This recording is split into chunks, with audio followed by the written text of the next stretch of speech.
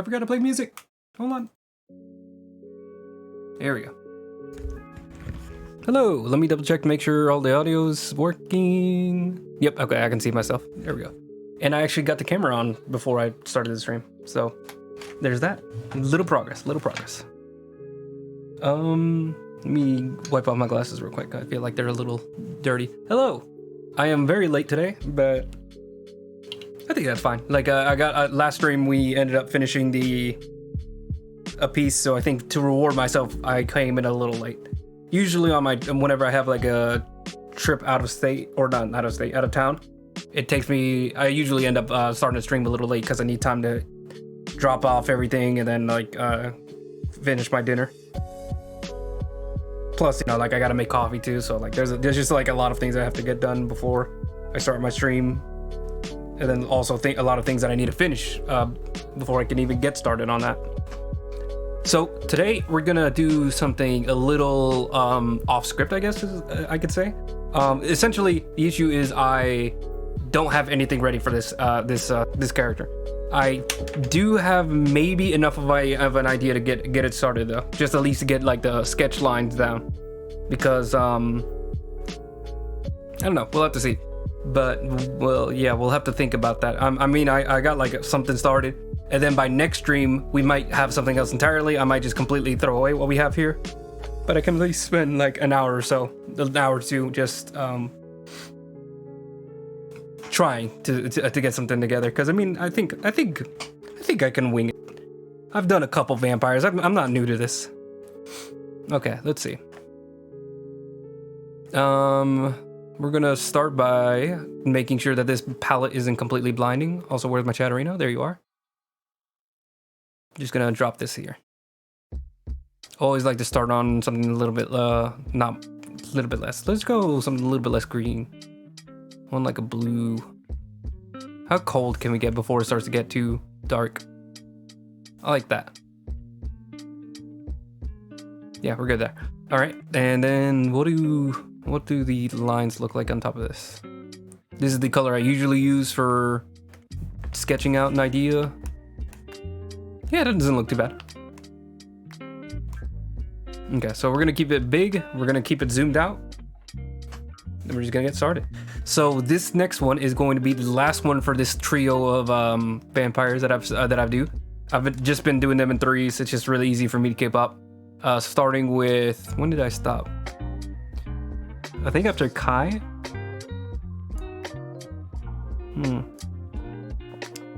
It's a little hard because I've already did the first two off stream, and then I think the third one was already like halfway done before I started doing it on stream.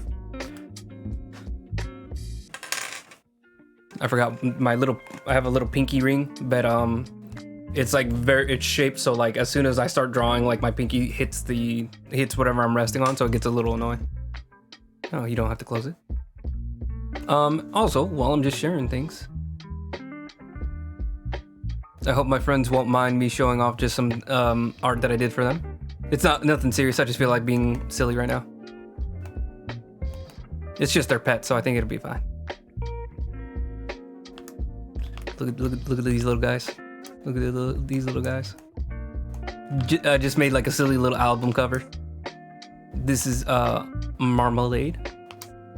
And this is Tony Breakfast, aka Big Tone, aka Breakfast. Sorry, I just felt like sharing that. It was a very goofy thing that I did literally in like 20 minutes that has been on my mind. All right, enough silliness. So, just to start, let me also drop in a layer. I think I know how to do this. Yeah, here it is.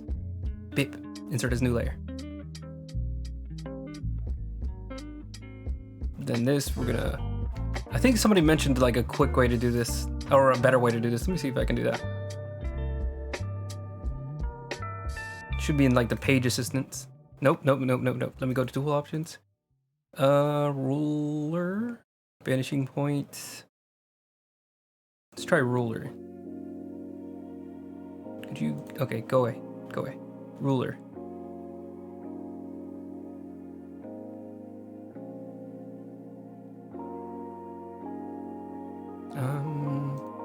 Oh, there we go.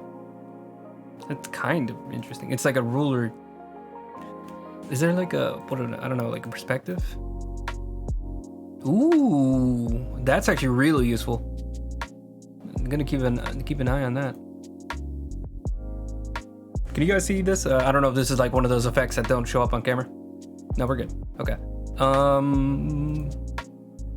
Spline. What is this?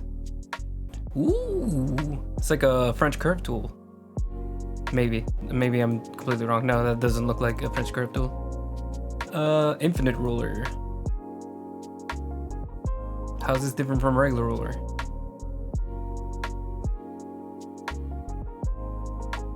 I've got no idea why that one's even different.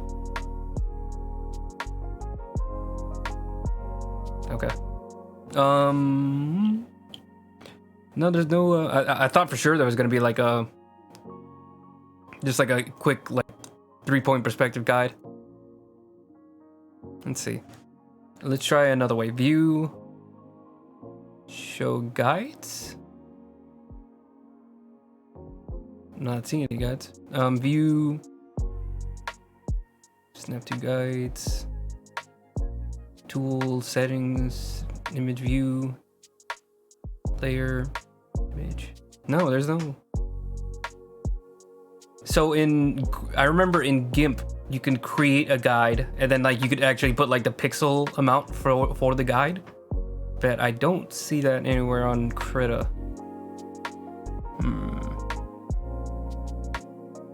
Let's see, image, guide, no.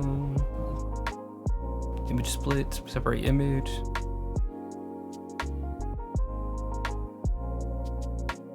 Nope, I'm not seeing it. All right, we're gonna just paste that picture back in. Where is it? Could I undo when I removed it?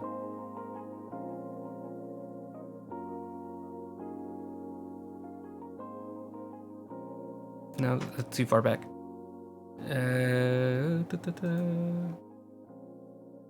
Okay, we're gonna keep it here because it didn't. All right, enter new layer. Where'd it go? There it is. All right, first, just make it vertical.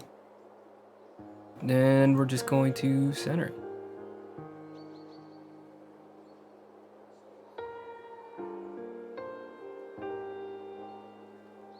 And it also snaps to the border, which is perfect. There we go. Quick and easy. Just a little vector layer that I just lay on top of everything. Is it the smartest way to do things? Probably not, but it's easy. And let's make it like a multiply overlay. I don't think it's gonna make anything different, but let me just play around with it. The screen is interesting. It's very like, let's do it like that. Okay. Okay. Now we can get started. So, something I think I'm pretty certain on is that he's going to have his hat off. Ooh, duh. Let me go ahead and put together the reference image. Go away. I accidentally full screened it. Let me see. Pictures. Art.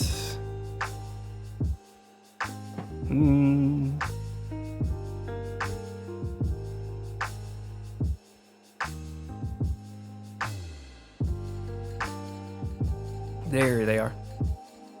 Bit. You're now at 11. Yes, I know. It's. Oh, that's. I put an entire file in there. Or I thought I was clicking PNGs. Yeah, I'm in my creative files. 2023. Any day now, just open.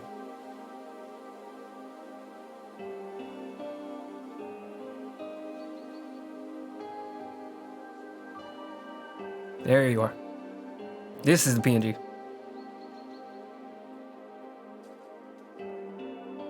Put it all the way to the top. I'm gonna mark it pink, mark this one pink. Technically it's magenta? Purple? One of the two. This is gonna be the sketch lines. Okay. So this is the character. This is Omar. He's a Salubri. He is from the 1910s. 1920s technically. He's like 1 year before 1920. So, Salubri, they're like the most humane vampires. Kind of really obnoxious, really. Like, or at least that's how I characterize them. Obviously, there's like, it gives and takes how they're characterized. You know, Vampire the Masquerade leaves it very loose for everybody to like implement it how they want. But, you know, sometimes they don't exist at all because they're all like killed out in a session. Or sometimes there's like a whole like secret underground organization. Usually they try to keep it very like minor, like they are like maybe 3 total in a state, if at all. Like sometimes it's like 3 total in the world. The way that I like to characterize it is that they're more of, I think it's like, it's actually quite a bit. It's like a huge, it's like such a small minority of the vampire population. Let me zoom out so you can actually see the art. If like we're talking like percentage scale, it'd be like barely even 1%, like about probably even lower than 1% of all vampires. Like I would say like 30% to 40% is like just Toreador, because Toreadors are notorious. That rhymes. Does it? Anyways, they're notorious for having children and then leaving them to dry because they're lovers, not parents. Not always parents. They can be parents, you know. That. Anyways.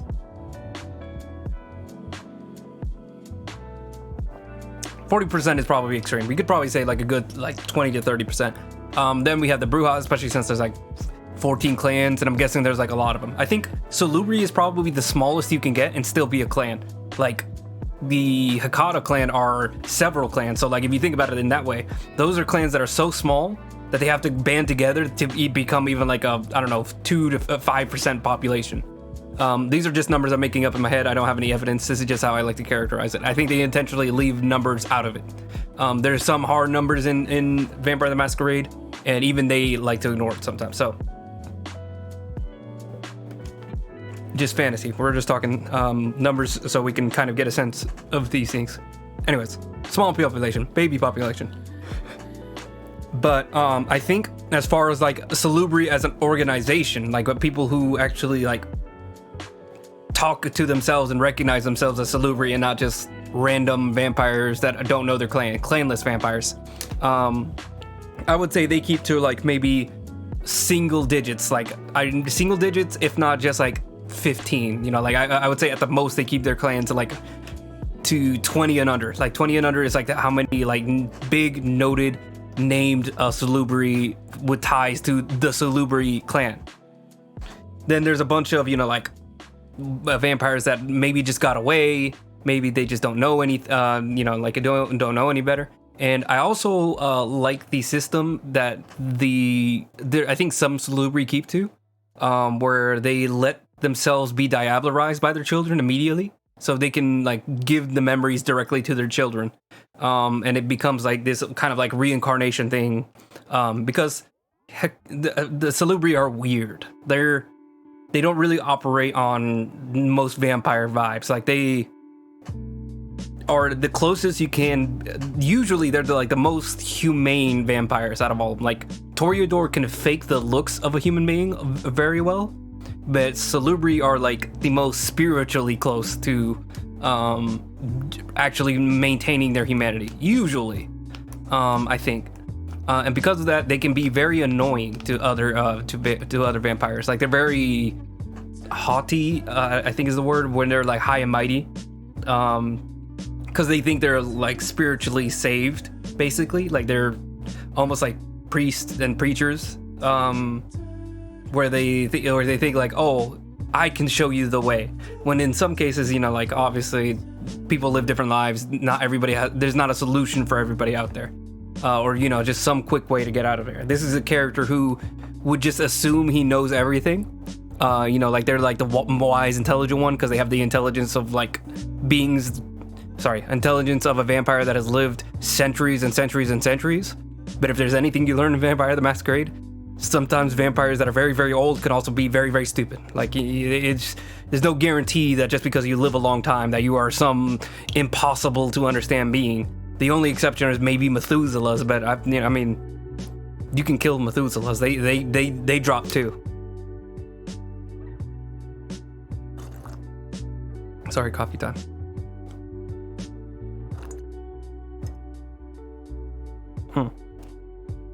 So anyways, point is, this character would be a very high generation, or low generation, high generation, high power, low generation. Anyways, I don't remember exactly. I have it written down somewhere. I'm gonna just grab that. It's like a super old file. It's probably best that I never like publish this or anything, or I release this on like any of my DeviantArt channels. I think I might have posted them on my DeviantArt, but I don't know. Anyways, personal writings. Is it writing prompts? No. Let's try art. Digital art? No, that's not it. That's not it. Miscellaneous.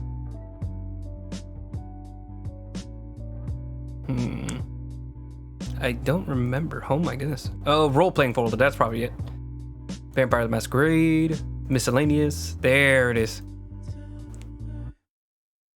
Okay. So it's also in the same order that I've been drawing these, so he's towards the bottom. Omar. Let's see. I have them like formatted in the exact same style as the books, so it's actually pretty neat. He was born in 1919. He was embraced 1986. I have his sire here, but I'll just leave it out because it's not really relevant. He is 6 through Diablerie. Because, like I said, Salubri are a very small, tiny clan. So they end up being like high generation. It's the same with Ravnos. Ravnos have like very high generations because most of them have been wiped out. So let me see Araceli. I don't think I gave her like a super high one. Yeah, 11th. 11 is pretty solid for a generation. Like I think 13 to 14 is when you start to like become almost human because like the vampire strength is just so weak by then. Let me see. While I have this up, let me just look at these. So Connor, which is the first guy, he is 9th generation. That's really high actually. But no Diablerie. Catalina was 11th. Maria was 13th, which makes sense. She's like baby. She is literally like, she was 17. She was a child of like technology. She like grew up with anime and video games. So she's like young. Yeah, the Ravnos character was 11th. Masa, which is the Banu Hakim. She's 8th, which makes sense because she's a sheriff. She's actually really strong. Kai is actually not that strong from what I remember. Oh no, he's 8th. Okay, yeah, so he's a big boy. Monica, I don't think is high. I think she's 11th too. 10th actually. She's a little bit stronger. Talib, I don't think is high. 12th, yeah, that makes sense. He's part of the ministry and he gets around. Oh, sorry, the ministry in general get around. I think the strongest one was Connor, which is like the werewolf gangrel looking guy. He is an 8th, I think. What is his? He is 7th actually, because he goes old. He's like the oldest character in chronological order because he was born in the 1660s, or sorry, 1623 was when he was born. Let's see, Romeo, he's pretty far back too. He is 9th, but 8th through Diablerie. So he actually fed on a vampire. I don't think I revealed that, but it's not really surprising. He really likes trapping people in cages and then feeding off of them slowly. So, you know, him having his own like little chamber where all his secrets are his own, you know, like it's not surprising he'd get one that way. So Omar, 7th or 6th through Diablerie. We also have Sierra, which is the Ventru. They're 9th. Maurice, which is La Sombra. That's going to be 10th. And then Lisbeth, which is the last vampire, which is probably going to be the most fun. She is 9th generation. I don't remember why. She's from the 50s. I think just because like she has like a lot of like connection to the network. So that's going to be really fun. Wait, is that 3 whenever I'm done with this? Yeah, exactly 3. Wow, that's perfect. That's strange. I didn't realize that there was only 3 left after that. I didn't, because I thought it would be 2. Hold on. How did the numbers get so perfect? So Talib, I stopped, and then I came back for Chance, Romeo, and now we're going Omar. And then we stop, and then Omar, and I feel like I'm missing one. No, 11, 12, 13, 14. Wait, no, that's 4. Oh, I'm an idiot. I keep counting Omar. Sierra Ventru, 12. Maurice La Sombra, 13. Elizabeth Malkavians, 14. I don't know why I did this order. I think this was kind of just like the order that interested me. And then I intentionally left some of the big, vampires, starter vampires towards the back. Because, if it's like, you start with Toreador, you get the Bruja, you get the Ventru, and then you end with, I don't know, what is like a clan that people don't really talk about too much. Ravnos, you end with Banu Hakim, or you end with like La Sombra. Then, I feel like that wouldn't have been as interesting. Like, you're intentionally leaving all the clans that people usually forget about towards the back, like the Ministry or something like that, or Hakata. This way, I like this just mixed. I think is more fun. Probably the best would have been just doing it in ABC order, because then you start with like Banu Hakim. There's nothing with A, right? Yeah. Then you end with Ventru. Is there any W's? Yeah, I think Ventru is definitely would have been the last one, and then a whole bunch of T's. We had Toreador, Tremere, the Ministry, if you count that way, Zamitzi. The Ministry is a hard one. I don't know why it's so hard. I mean, set tight if you want to go that. If you want to get some vampire slurs here. All right. That's enough talk about all the other vampires. So, 6th generation. This is technically the highest generation vampire that has done. So, if you include those that have taken, other people's generations. The only pure one that's really high is Connor, so the gangrel. So he is 7th without any diablerie. He is an honest, noble knight. Oh, Omar thinks he's always a noble knight, but in reality he's kind of just really annoying and really schmarmy. So he is a retired hitman. Basically his story that he's lived not super long life. He's in his 60s, I think, when he dies. 1919, 1986. What is that? 67. Yeah, 67 when he starts to pass. Like he's sorry. The reason I'm saying it like that is because he actually was on his deathbed whenever he was given his vampirism.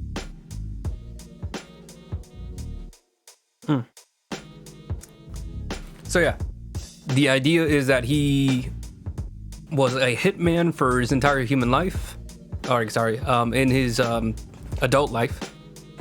He wasn't a hitman as a baby. That would have been hilarious. He worked for the mafia. He was born in Italy. Kind of just had to do whatever he could to survive. I think he moved back to the Americas during his teen years. But like those connections that he established early in life helped him get like...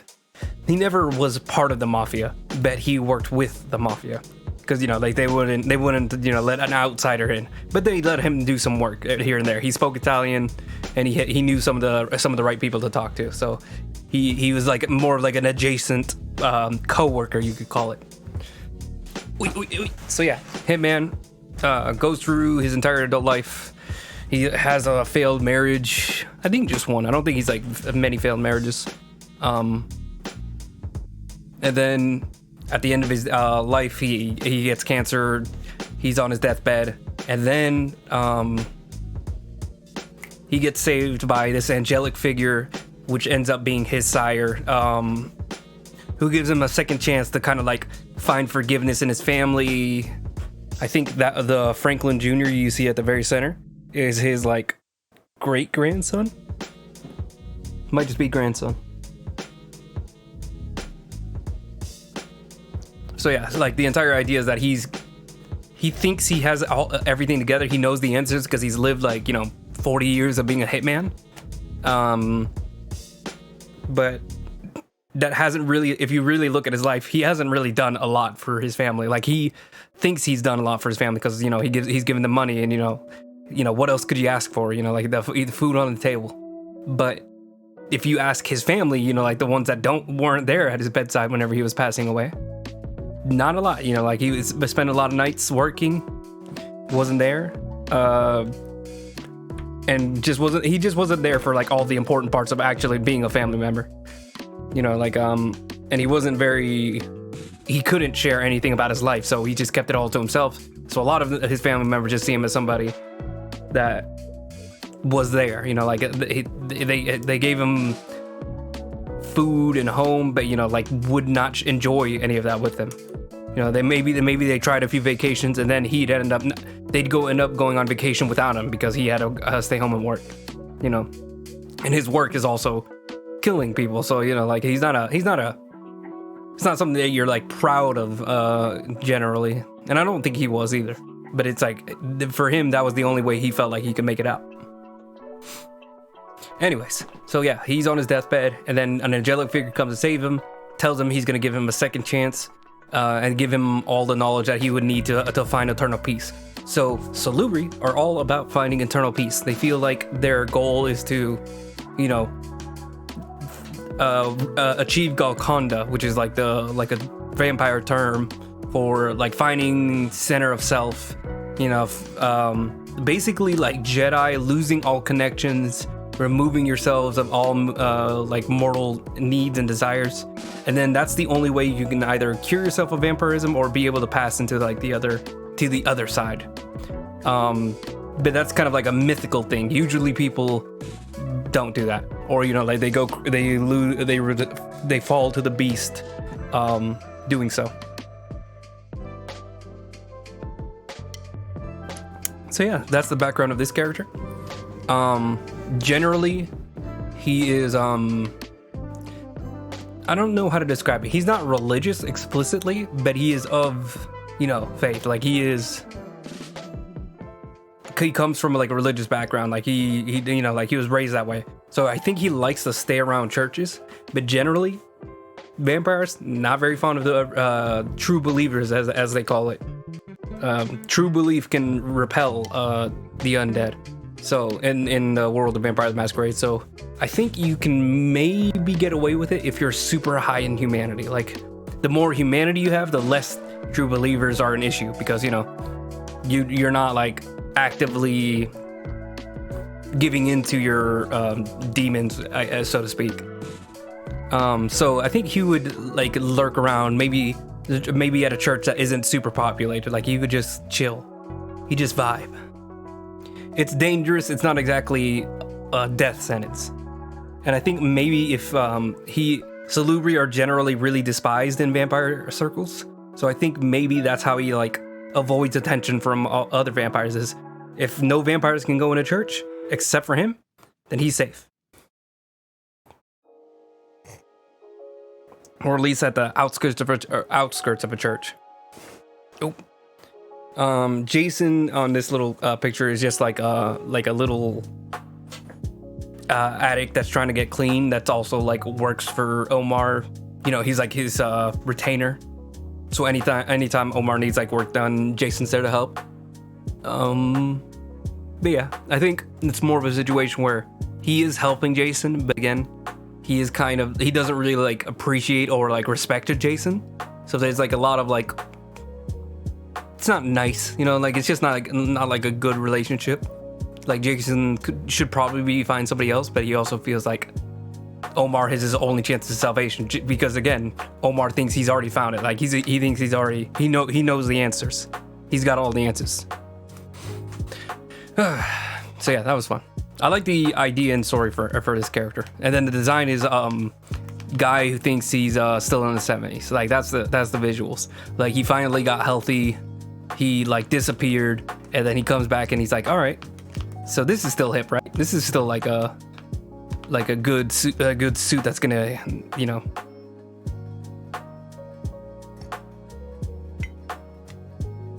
He's kind of like reliving his glory days, even though I think he generally wore like all black when he was like actually doing jobs. again, I think it's more of like he has like an elevated sense of self, where he's like a little narcissistic, and that I think his outfit kind of reflects that. Where he's like, oh, I'm just, I'm wearing down, like this is just a trench coat, like I'm, trying to keep myself, what is it called? Whenever you're trying to like stay down, stay like down visually. You're trying to like hide, but not necessarily hiding. I don't remember what the word is. Trying to keep it low key, but yeah, that's not a low key outfit. I think you can tell that like if this is low key, then you can kind of get the sense that he's kind of just out there. Sorry, keep hiccuping. All right, so what I'm thinking is I think I'm gonna go for something like this where he has like his hat just on his chest. Maybe we'll just do a church as the backdrop. I think there's not really gonna be any like specific like scene or thing he's doing. I think he's just gonna be, I think maybe him sitting at a pew would be nice. Him sitting in a dark church. Obviously not sunlight, but maybe like moonlight coming through some glass. And then, you get those like really cool, I don't know what to call it. Whenever you have like those bars that are on a windows, whenever that shadow just like hits you in the face, so you get like segmented lights. It looks really cool. So I think that's what we're gonna try to do. Maybe we'll figure out something else later. How do I want to draw this? So let's just set the scene. I'm gonna do like some pews, and then it gets like further along. I think this might be a Catholic church looking thing. I don't know, but if I had a guess, Italy probably has like a huge Catholic population. And being, like I said, raised in Italy, he probably just like brought that back to America whenever he, emigrated here. Immigrated. Who knows? Okay, and then we have like the big dome church. I think it's like the church everybody like imagines when they think of like a big Catholic church, or like a big shadowy church. They usually think of like Catholic architecture or Gothic architecture, I think is the actual term. So we're gonna have like, I kind of want to fit a lot into this picture, like as far as the background. I don't want to make it too distracting, because then I'm gonna have to spend like hours doing all the work. And, like I kind of want to have fun with it, like where you can see like the little dome spires coming up.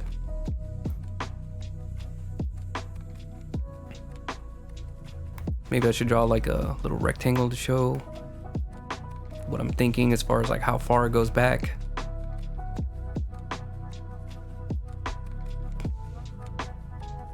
Maybe you got like some paintings here.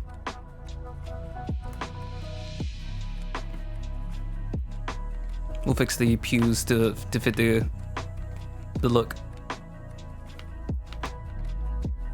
And then we have like big arch windows, big windows that are like letting in light. But like because it's nighttime, it's still gonna end up like really shadowy. So just like that. Kind of like the Catalina picture, who is the Tremere. So people who just like see my art like visually and don't understand all the Vampire the Masquerade things. It's like the witchy character who has like some kind of like spell and blood like rising from the floor. That character has like a lot of moonlight coming in, and I think I'm gonna go for like the exact same thing where it's just like shining on her like this. Sorry, this one would be a he. This person's old school. They still have just like regular male, female gender. This guy's from the 1920s. I think you can understand how old-timey their views are. Now, is there any way to get him higher? I think we have to like pull up the pews, or like we have to like really make it like lean it towards the camera more. So like we have like the pews starting here. If we want him like right here, but like still be seating, and still be sitting, we'd have to do it like here.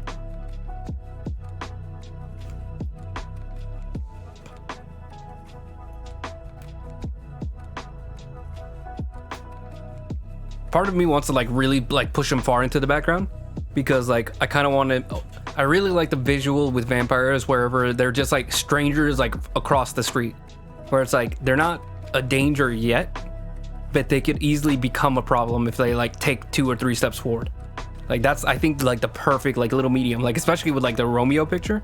Like I'm really happy with how it turned out. Like the handshake, I think that's perfect. Like it's like the moment that you realize you're done, like you just got cooked. He tricked you into coming close enough that now he can just like pull you in and eat you or whatever he's gonna do. But I really like the visual of like the random person in the alleyway just like standing like 10 feet away from you, that you can't even see his face, like really in the dark. I think that's such a like inherently like terrifying image that it would be nice to do, but it just doesn't show enough of the character. It's like as cool as it is, you can't see anything. Like it's the whole point. It's like you have this cool design and you can't show any of it because it's gonna be all like cloudy and shadows. So yeah, we're gonna have to keep him up front here. I made that too big.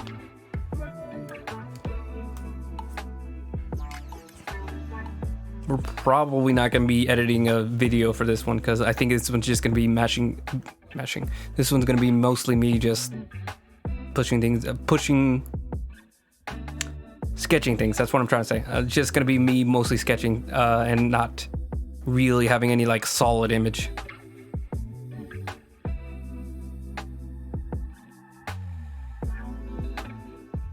I kind of want him like leaning forward a little bit, like shoulders rolled a bit, almost like he has a hunch, but not necessarily. He looks a little too jacked. I think I went crazy with how jacked he was in the original reference. Oh no, it's actually not that bad. I mean, I wanted him like you could tell like he was muscular at one point. That was the whole goal there. Let me like slim him down just a bit, because again, he was like a whole cancer patient. I like to think in Vampire the Masquerade you have like freedom to like decide whether or not vampirism cures any diseases, because what is the argument goes is that like you're kind of just like stuck in whatever position you were in, you know, like it doesn't like Spider-Man remove your glasses. But like I think it's more fun if it's just like to each their own. You can like say it's just like the gift, you know, like your gift was either not being healed or being healed. So, you know, if you want like this really like horrifying character that's like stuck in like the very throes of, you know, cancer and radiation treatment, you could do that. I don't know how you would have like a character that operates comfortably like that, but you know, to each their own. Maybe it's just like a visual thing.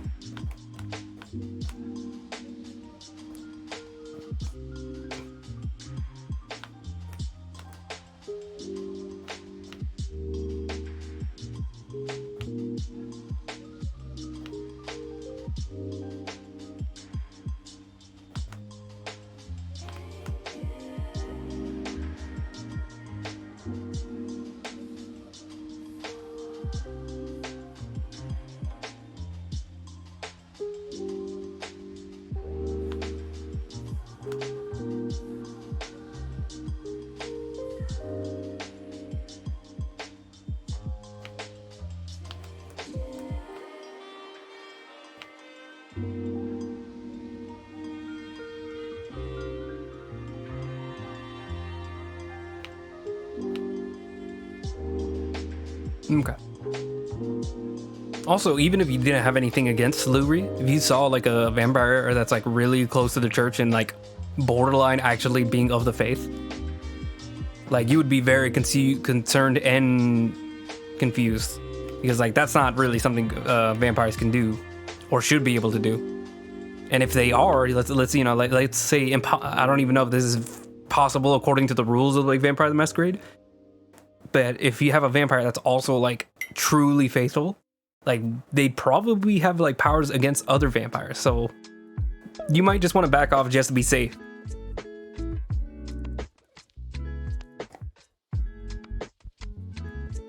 Because this vampire not only has all the powers that every other vampire has, but would also have like the ability to do damage to you because just by their faith alone, like they'd be able to like stop you. I don't know what their capabilities are. I haven't read that bit. I just know that True Faith is able to do things to regular vampires. Like I think they have like a similar thing to werewolves, because werewolves in Vampire the Masquerade and the World of Darkness in general, werewolves is the apocalypse is what that's called. They actually make people go insane. They have like a natural insanity that comes out of them. Like it's a supernatural effect because I think it has something to do with either their gods in Werewolves the Apocalypse, or it's just like you can't understand what you're seeing, so people just like naturally just go crazy whenever they're forced to look at a werewolf.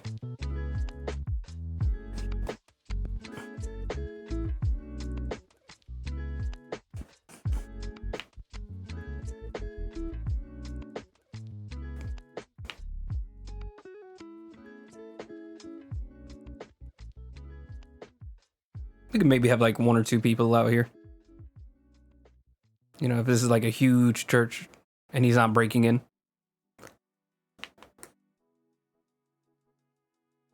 What was it just talking about?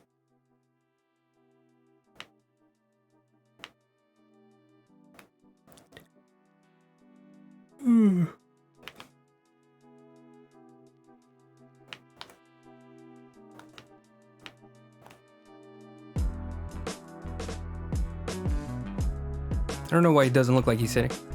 We're gonna just lower this a bit. We're gonna try to work out his sitting pose. That's not a different layer.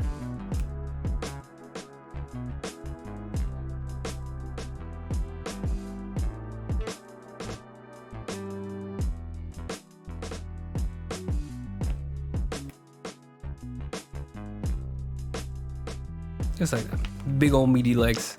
Mainly because you're seeing it like right up close. Because it's heading like straight towards the camera.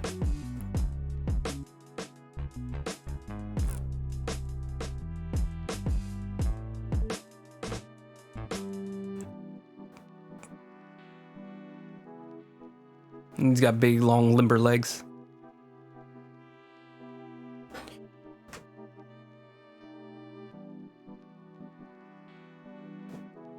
I want him to like lean back, but like also roll his shoulders forward. So like this, back. And then like the actual like upper torso is like kind of lean forward. Like, well, I can't do it right now, but lean back, but then the shoulders are forward, kind of like this. Like he's thinking about something, almost like you're like bent over thinking about something. Like that's kind of what I want. Which is fully possible. I think it's just like kind of uncomfortable for long periods of time.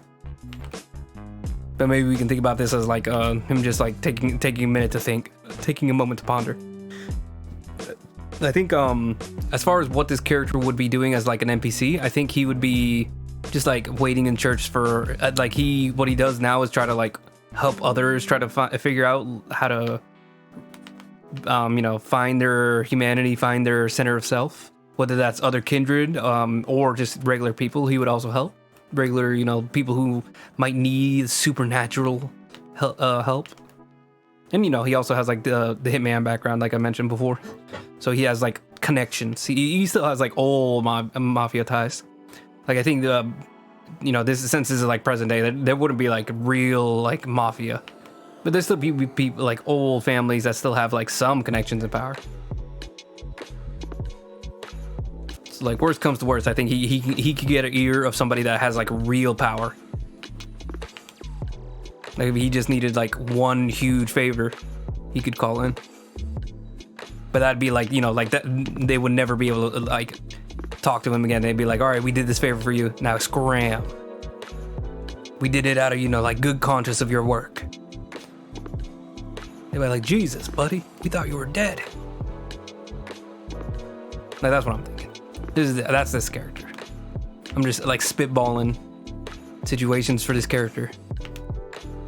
He's a fun character. There's a lot of there's just enough like little odds and ends for there to be like a lot of room for this character to be just somebody in the background. I have a lot of those characters. I love those like oracle characters that like the main characters are like, there's like the 3 people that are like all adventuring and doing all these things. And then there's always like that little cast of characters, like they have to go back to the bar where there's a barkeep. They have to go back to like the church where there's a oracle or a preacher that like gives visions or help. And I think this is kind of like that both, you know, like he's kind of an oracle, he's kind of like this person of faith. Not necessarily, again, this person, I don't know if they're like, you know, faith to God. I think they have like faith in Golconda, faith in the beyond.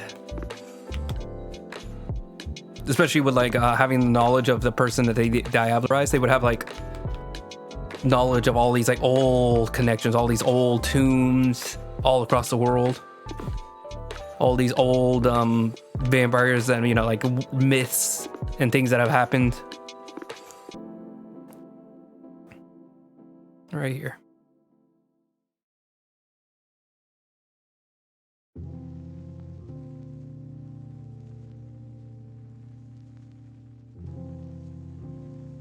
I think the head's a little big, but that's okay.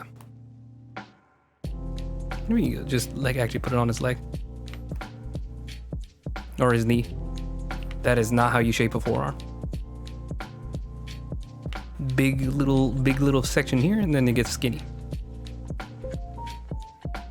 It's not gonna matter. He has a big coat. So like some of the other characters like will just like dip in and out of the other characters' lives. Like the Malkavian, which is going to be the last character, they're going to be like a character that literally pops out of like shadows, almost like they teleport. I don't necessarily think they do. I think they just like sit around and wait and like know for some reason, that little Malkavian trick where for whatever reason something speaks to them and tells them where they need to be, who's the character to trust, you know, like all those little things. They just have like some like communication that they have that just like gives them knowledge beyond. They're like natural oracles as opposed to like people who train. They're just like people who naturally have this third sense. That's not what I meant. Sixth or seventh or eighth sense at this point, where they can just like tell where they're needed, or who is to trust and who's not to trust, depending on the vampire. Of course, Malkavians get betrayed all the time.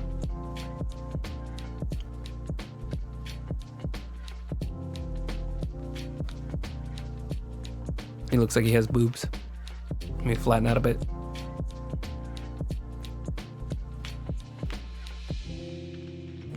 A little bit of wings, a little bit of those back muscles you can see.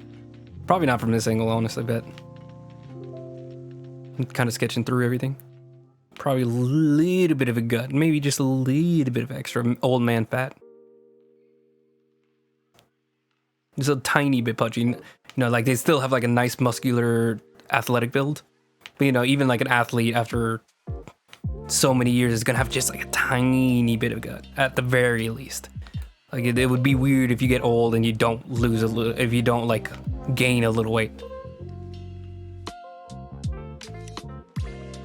Like even like bodybuilders and like athletes, I think would still just like retain a little bit of body fat. You can't like stay, you know, under 10% body fat for like an entire life. That would be just insane.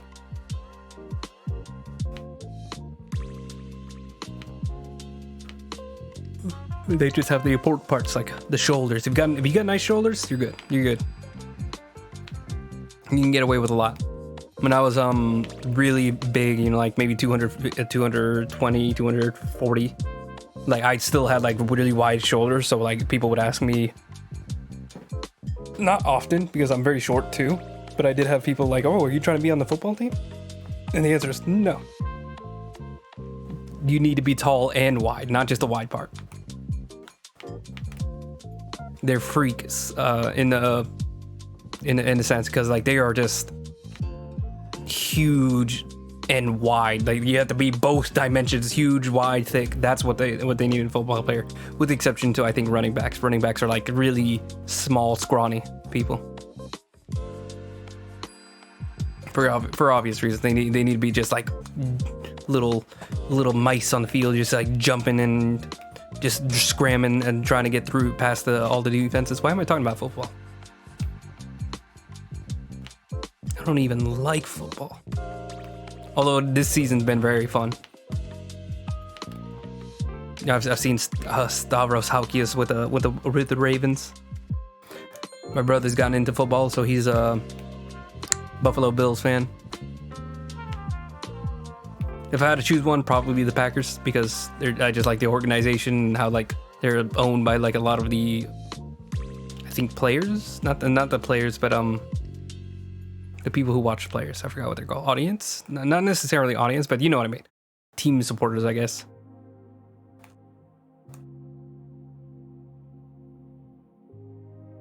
Unfortunately, my state's team, the Carolina Panthers, has just completely fallen apart from what I hear. Big sad to all the football fans here. And then, you know, there's the whole Taylor Swift Chiefs thing.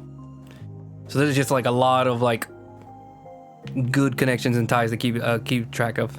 Although I think now we're finally in like we kind of know who's gonna be at the Super Bowl, so we're just like, okay. So you're either like really into these teams or you're not. You're already dipped out.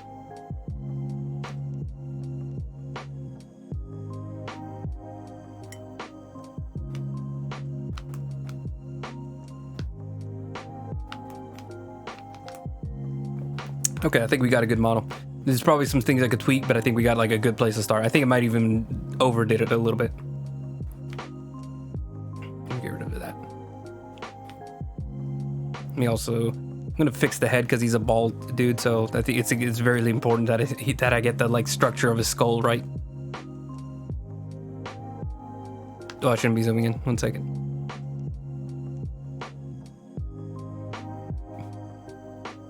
That's his brow.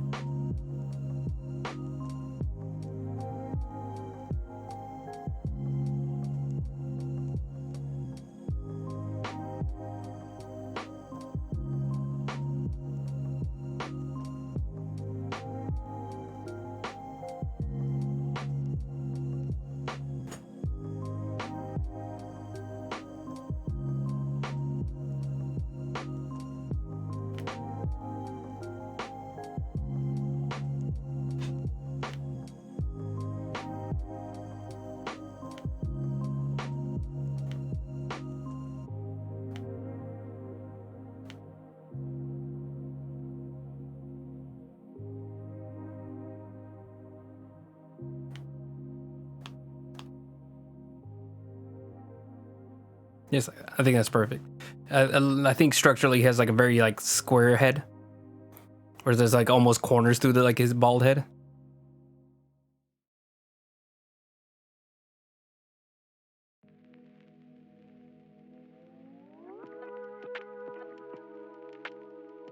Nice amount of forehead, not a super huge brow.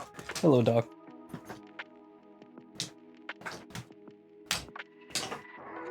My dog has come here to be his little goblin. Let me show him off for the viewers. Let me see, can you see him? Nope, my phone covers it directly. Hold on, let me do it like this. Him. That thing. Cursed upon him. A plague be upon ye. Oh, I completely forgot to set up the camera. You can still see me, but let me take like 2 seconds for that. Configure video. Bip. Also, as far as I can tell, all the settings are really great. As far as the little display down there, the audio is all good. Everything's set up how I want it to be. Still a little bit of zoom. There's a little bit of zoom. Main one, we need to lift the exposure just a little bit. Just by 1. Then lower the brightness to something more comfortable. Contrast, let me turn that off. Yeah, so you make sure I keep track of what it looks like without the big white thing on my screen.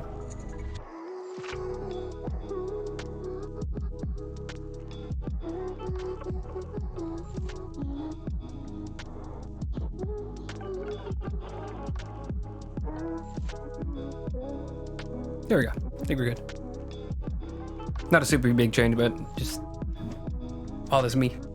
Can you see the dog from here? Let me get my light. Can you see it from here? There he goes. Yeah, you can see him a little better. He's just over there in the corner, just gobbling up his ice cream. All I can hear is just him licking, and it's disgusting. All right, back to the guy.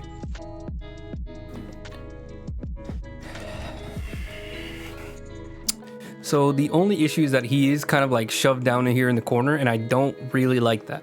And I'm okay with like getting rid of a lot of the background because that saves me work and also keeps focus on the character, who is the most important part. So I think maybe all I need to do is just lift him a little bit more. Make sure he takes up like a little bit more, and then we just have to like change the camera angle just slightly so everything still fits together. But yeah, let me finish the skull because this was a nice little thing.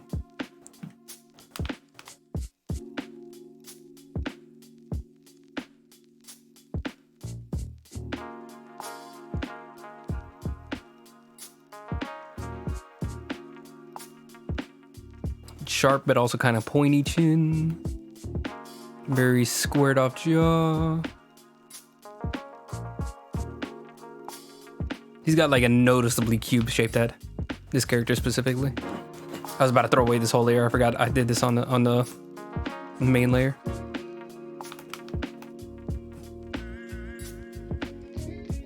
Okay.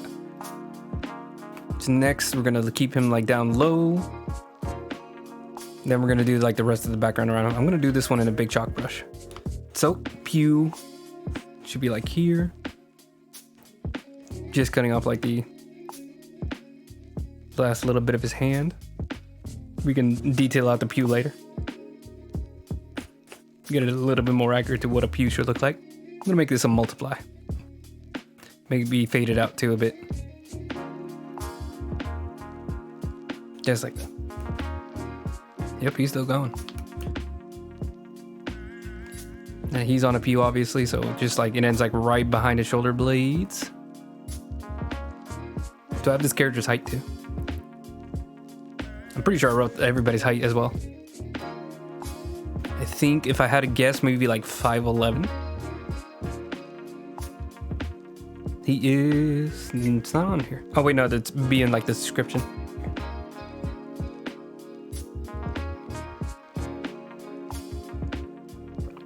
Plots and schemes, domain and haven, thralls and tools, kindred relationship, whispers, mask and mean. Old man from the 70s dressed in, old man dressed in outfits from the 70s. Strange, but not unheard of for mortals. Just a man out of time. He has a kind smile and eyes hidden by large sunglasses. When it comes to his third eye, he keeps it covered with a hat. His two eyes have dark sclera with brown irises under light, but his third appears sculpted from gold, despite moving like the rest. He speaks in a deep, warm voice with a hint of an Italian accent he is held on to beyond the embrace. If needed, he'll also speak fluent Italian, albeit with an out-of-date slang. Oh, I don't have his height written. That's weird. I think some of them do. Let me see. Mask and mean. Yeah, like the next character has a 5'9". The character after that is... No. Okay, so I just mix it up. I think only when it's like relevant. Like characters that are like super muscular and like big, I'll mention that they are physically huge. Like I think, what is Kai? Kai was a big, giant, muscular dude. He is 6'3" and just physically just impeccable. Just a huge lad. Big boy. See, Connor, it does not say. I would say he's like just under kind of tall, like maybe like 5'10", 5'9"-ish. That's short to some people, but realistically it's not that bad. Like you can still come off as tall to like most people, especially like people that I know. Like I know a lot of people that are like 5 feet and barely over 5 feet. So like if a 5'9" dude walks past me, I'm like, oh, that's a tall dude.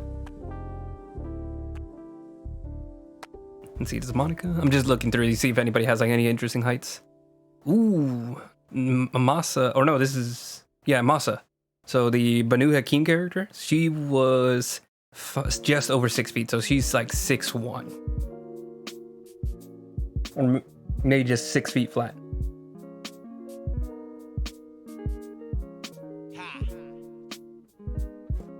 Monica, nope. Talib. I'm guessing no on Talib. He's tall enough to be like an actor, like the heartthrob actor. So probably like 5'11", 6-ish. Chance, I don't think he's tall either. I'd actually maybe make him 5'10". Okay, so he's got a set height. Romeo is hard to tell because he likes to hunch, but he's very big, very long. He's the long, skinny type, you know, no muscle. Tall Italian man, hunched over and unassuming. There are small hints of his vicissitude. Blood red eyes, long and gnarled hands, greenish tint to his skin.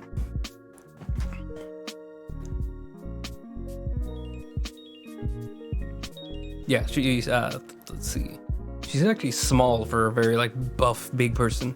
But I think because I have Masa, who's already like tall and muscular, I wanted somebody who's like not exceptionally tall but still muscular. Like 5'9" is not, it's not crazy.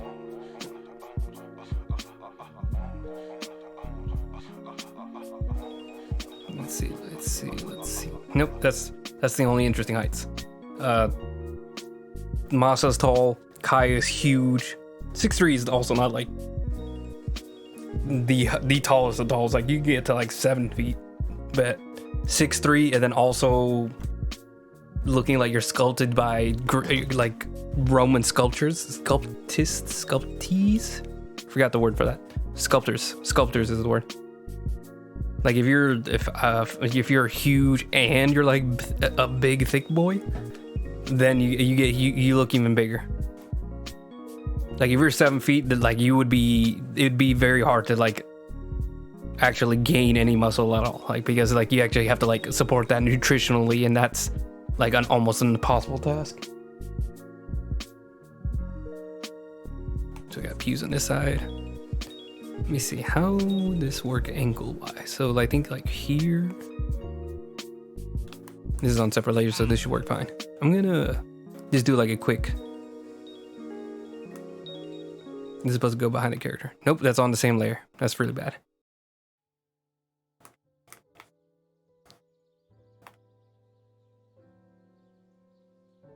There we go. This is how it should be. Nope, wrong layer again.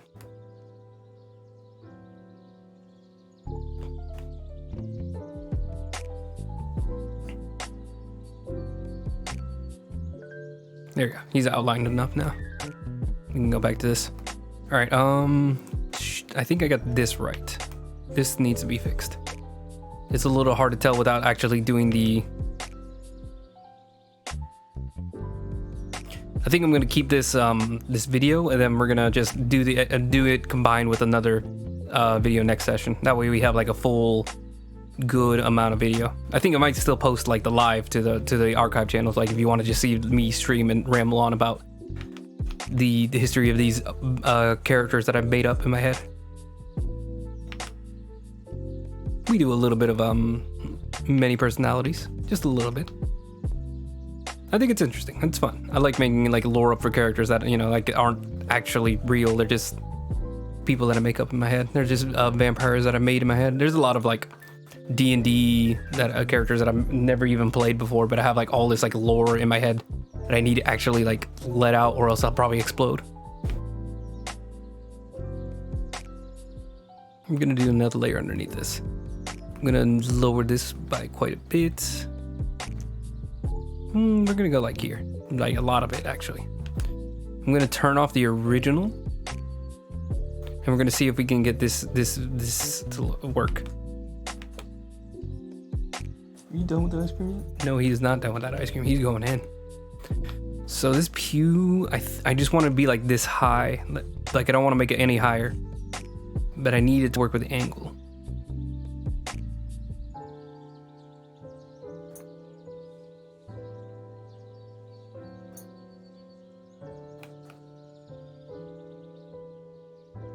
And also his has to be like right here.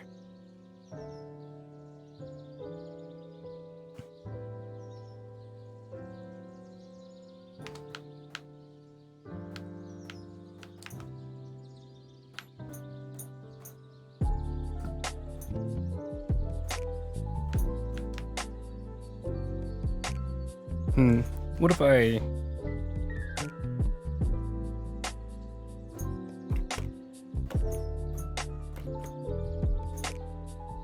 Let me just grab like an image of like a church and see if I can like stretch it to fit.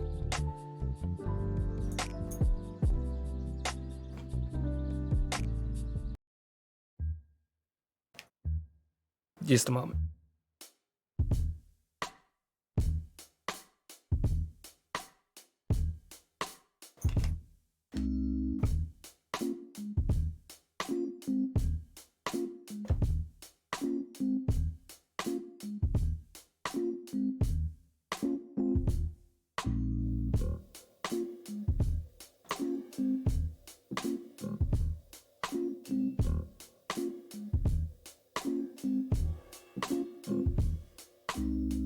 Sorry, just a moment while I try to figure it out.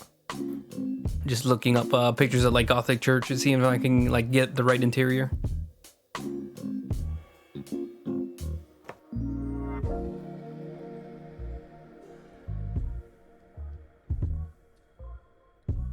I really hate AI images.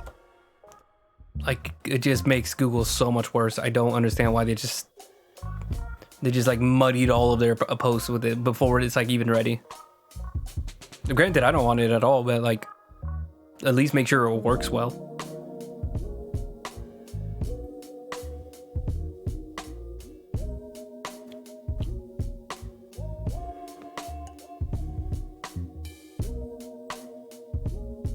There's no real...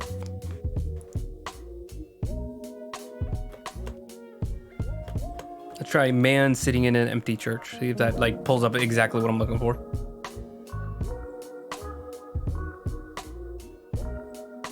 But like enough of him.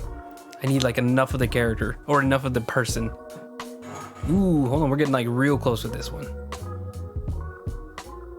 Just like not completely parallel to the ground. Like I need it to be like slightly up. Like you can look down at his like maybe just like the belt line is what I'm looking for. Like I don't need to see his crotch. Like that's fine. We can cut that off. Like visually, not actually cut off his groin. That'd be terrible.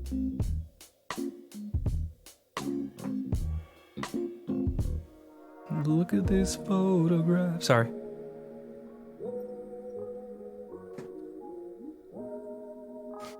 He lets out like a little snort when he's finished.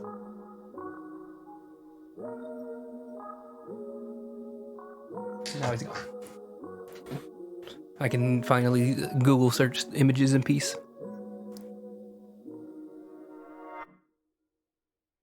This is kind of it, which is actually really strange that this fits decently well.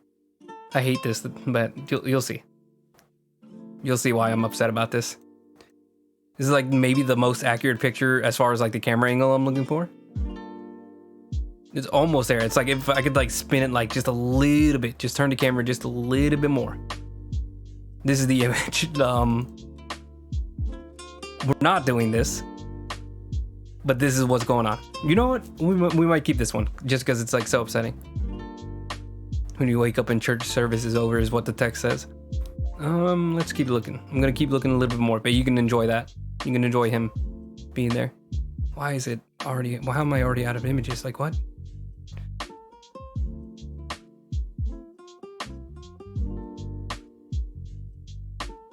Let me go back up to the top. We can do this.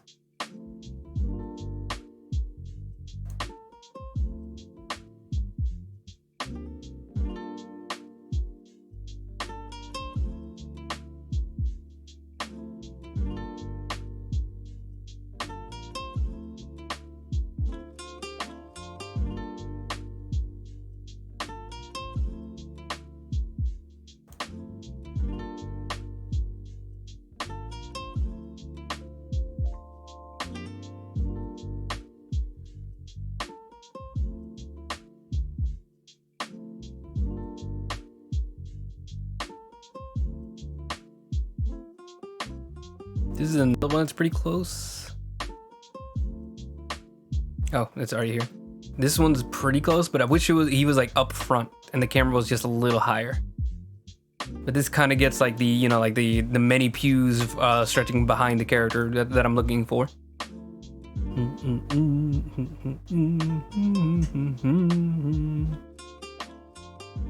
That is a Muslims. What do they call it? Temple? No, that's Jewish. Oops. It's not synagogue. I think that's also Jewish. Yeah, that's Jewish. Muslim church? Name. Mosque. That's the one. Yeah, mosque. Why is the dog coming back? You come back for seconds? What are you? Yeah, he's like actually like cleaning up after himself. He's like trying to make sure he got everything.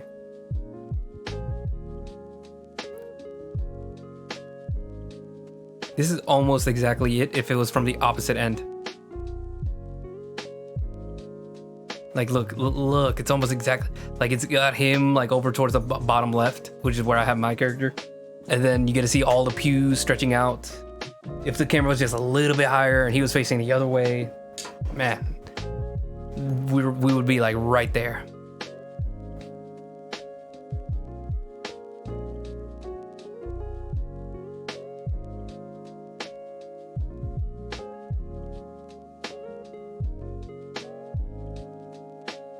Ooh, this is actually close. This isn't a church for whatever reason. I don't know why this picture even came up. But this is like the exact angle I'm looking for.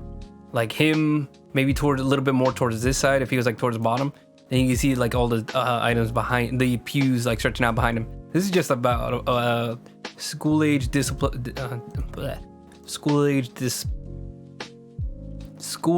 displaced children struggle to access formal education in Chad. So it looks like a teacher in Chad. No, that's a child.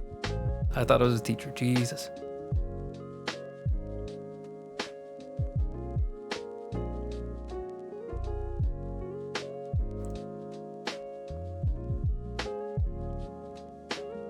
That's a crazy one. That's an actual whole nun. I've never seen just like a straight up nun in a church. I know they are there, I just never seen it.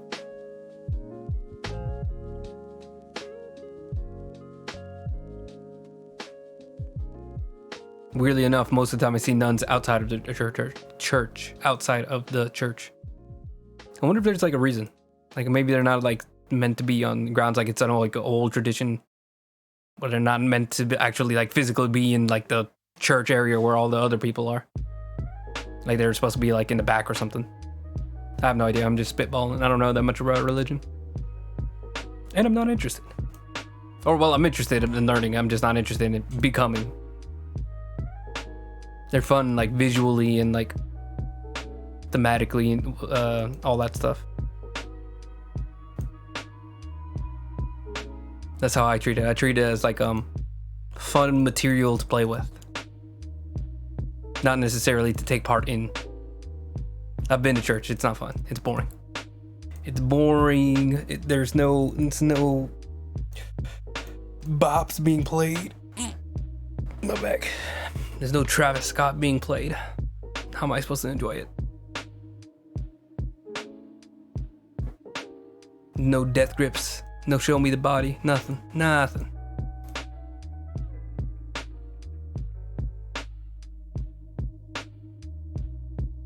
We might just have to work with what we got because I'm really struggling to find anything even like remotely similar to what I'm looking for. Ooh, hold on. Just as I say that, why do you keep coming back into the room? Hang on, I'm about to pick him up. Let me show you what this little gremlin looks like. He keeps coming back to my room. I don't know why. There's no food here. Do you see? You're on camera now. Are you ashamed? Will you be so bold as to show shame? Don't lick me. Very ugly dog. Bad up.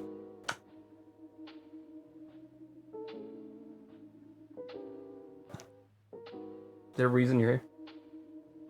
Or you just like that I'm talking? You're like trying to figure out what I'm talking to.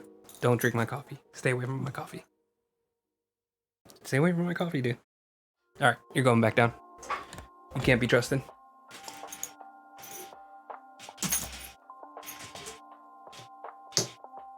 Okay. I'm not that tall, he can just hop down. I'm not at a scary height to him. Sorry, he just kept bothering me. Alright.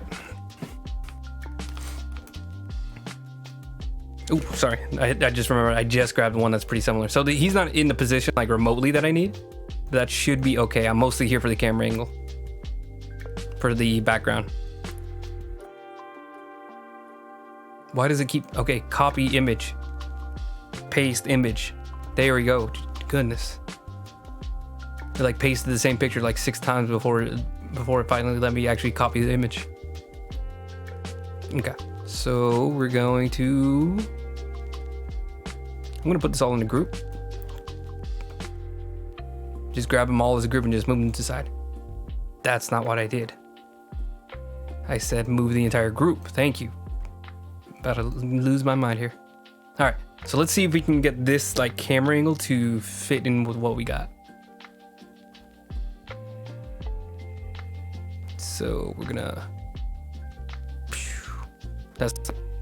We're gonna... Here we go. Start again. This time with a little bit of more to go on.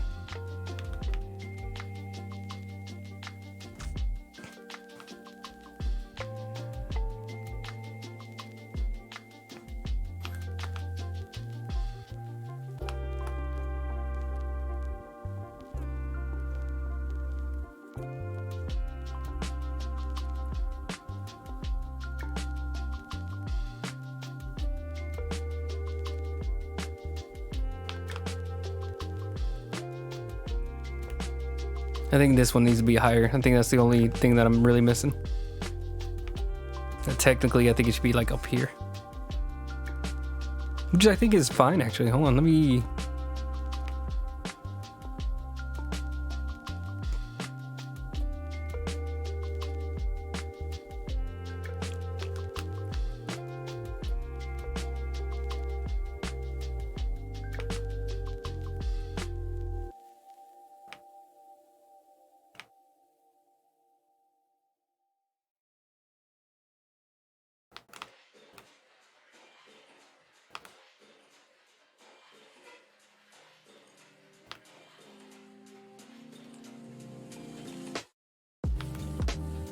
Let me turn off the references real quick. See if I can get it from here. Let me see if I can push this really far back now.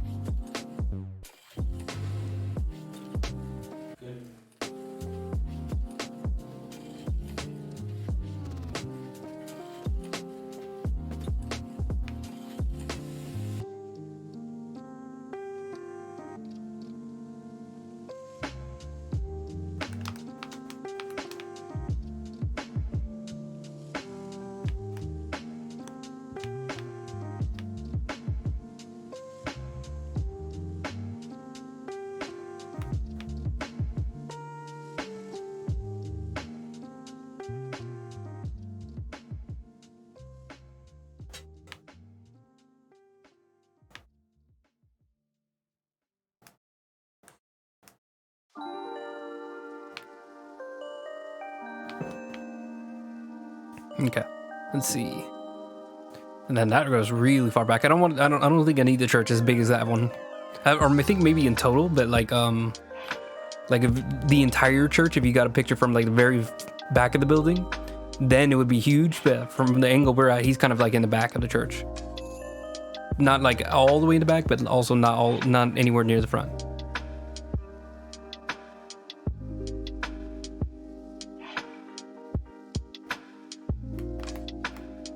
And we can still probably get like some like the architecture here.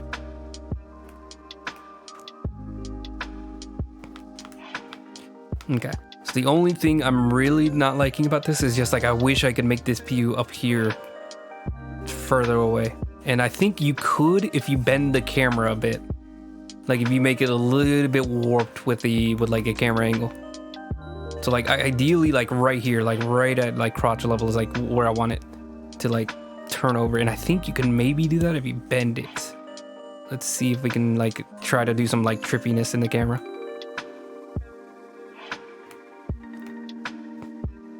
Like it gets a little bit more warped. Usually I like to call this like a fisheye lens, I mean, I think that's what it's called whenever you like have like a curvy camera, because it's like a 360 view camera that like bends all the light, especially towards the bottom. Everything is like smushed towards the edges, but then it's like really zoomed in and round on the top, in the the center of the camera. So that's where you get like the really goofy looking camera angles where like you have somebody like right up against the camera and their nose is like stretching out to like here. That's because of like the I don't think it's called like the fisheye lens effect. Hold on, let me just see if there's like a technical term for it.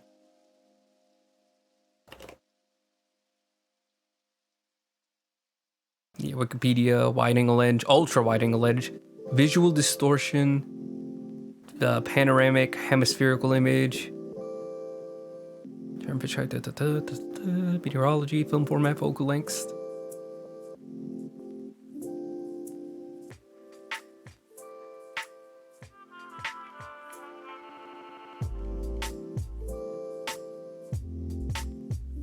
Ooh, sorry.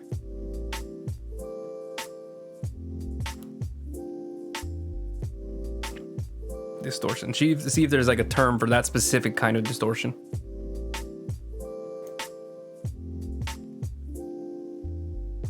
Barrel distortion. Hold on. Yeah, that looks like the one. Let's see. Is there any other terms that come up, or is it just distortion? Distinctive distortion, fisheye distortion. Okay, so some people, so it can be referred to as a fisheye distortion or a barrel distortion.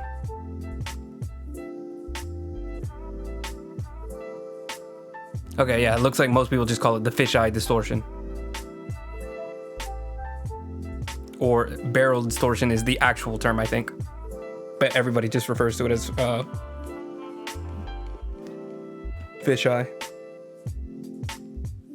Oh, sorry, let me just...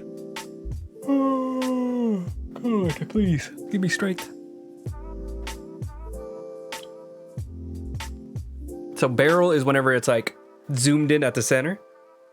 Pincushion is where it's like zoomed out at the edges, and it causes the outside edges to curve inwards. And then mustache is like both, where it's like the center is zoomed in and everything's like round. And then like the edges are like zoomed out, so you can see it curve away. So it's like a really like strong on both ends of the spectrum, and it causes like halfway through there's like a really cramped part of it. Fun camera angles. So they're like good things to like notice. So yeah, this kind of works actually. What I got right now. See what I needed to do was get like everything stable in a very like strict geometric format, and then once I have like a solid like box, basically. Once you have that like, box, then you can like start to bend it a little, curve it a little, and you can still like keep things not symmetric, but like keep things within its own like sense of logic. I think you could even like stretch him out a little bit since he's gonna be closer towards the camera. So I might just do one last little layer of like just now that we have distorted the camera, distort him a little bit so he fits in with everything else. So I'm gonna just turn this off. Let's see if we can also like, it straightens out as it goes along, straight. Unfortunately straight, criminally straight. And then perfect, yeah, we get the like thing in the background. We get the like big Gothic architecture in the background. We can have fun with whatever's in the background. I'm wondering, can we bend this a little bit? Can we do anything crazy? Make the building like doors really tiny.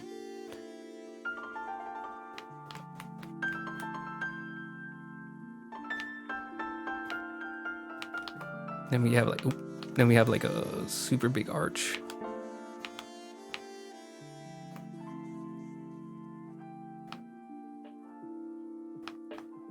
And we have like the top of the roof, and then we already have like some of the ceiling coming down.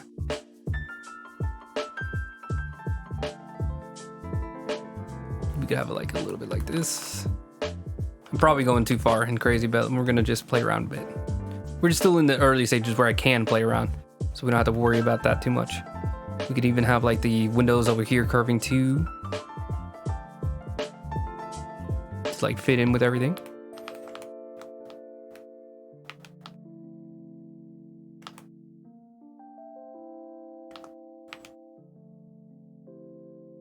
And I can end up playing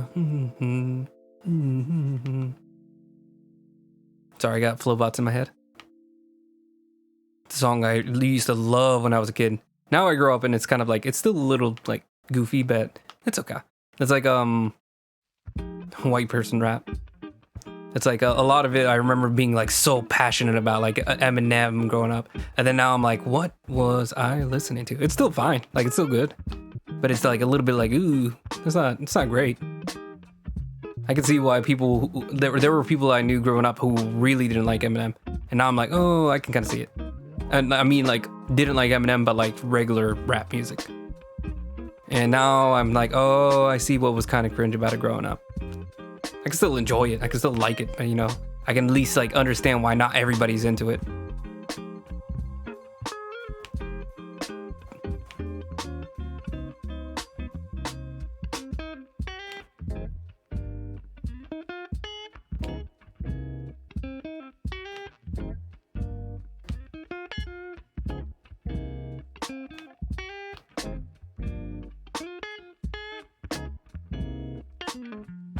I might have to completely like backtrack this, but I'm still gonna just keep playing with it.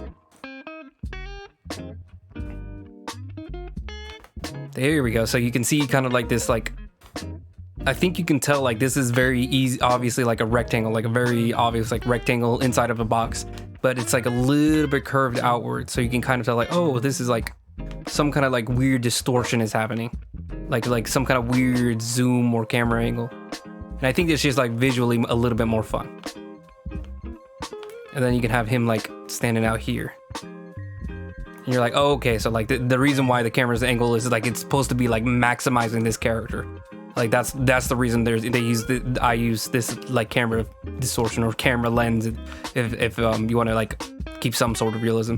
Also, this should not be here. You should not actually see this at the edge of this area yet. Well, maybe you should. Maybe like right here. Like this is like as far as you can go before it starts to like look weird or look uneven, which is not the goal. Because it's supposed to be one-sided, you know, like it's not perfectly down the middle.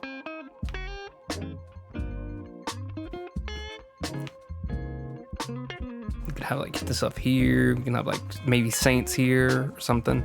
I'm just making this stuff up. I don't know what's in a Catholic church. Just like windows or something.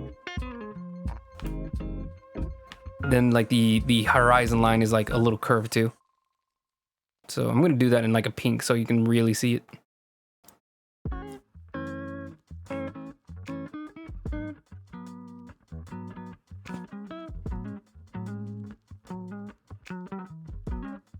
Too curved. It's almost like straight. It's kind of like the exact same thing as like the horizon line in real life, where it's like you can't really tell there's a curve, but there is a curve to the horizon. But it's like to the human eye, you can't see it because you can't zoom out that far enough. But if you go out far enough, you see that it curves a little bit. Like that's the kind of effect we're going for. We're just exaggerating it for the sake of like almost as if you can see the horizon line or the curve of the horizon within a room. Like that's how crazy we're going with the camera. I just think it's fun. I just like it. It's fun. Because it's so fun, Jan. Let's see. I'm gonna make this as like a guide, and that way like later on we can tell, like I'd be able to like build off of it without like completely losing track of where the walls and everything are gonna be. And then this one would go like off screen, like it's gonna go in this direction basically, but like obviously that's not gonna show up. Yeah, and that kind of like maximizes the space you have within a box. It's like if you try to fit too many things within like a regular square and there's too much to fit in that square, sometimes you can break the rules just by like pushing on the edges of a box. Almost like in real life, if you have like a shoebox and you want to fill stuff and then you're like already jam-packed, you can still fill it a little bit more because there's a little bit of give, there's a little bit of bend to the box. So you can have like this weirdly shaped, not rectangular, roundish box. But technically if it fits, it ships. It's just, you know, not going to be very, you know, stable. You know, like it's not going to have the stable and rigidness of a box. Rigidity. That might be a word, but it sounds crazy.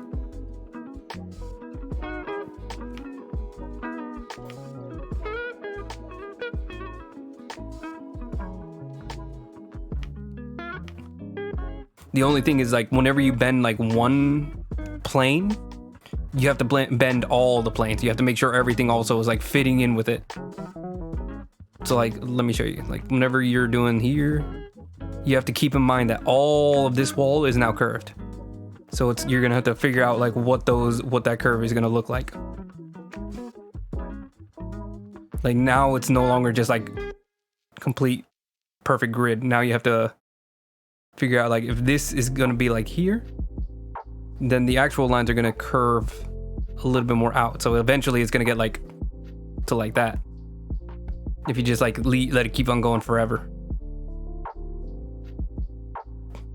And then eventually you wouldn't even be able to see it because it's gonna like curve away from the camera. It's just gonna keep going and going until it's like a full circle. I don't even know if what I'm saying makes any sense as far as like grids and horizons. It's just like a really crazy distortion effect that like can get really, really confusing.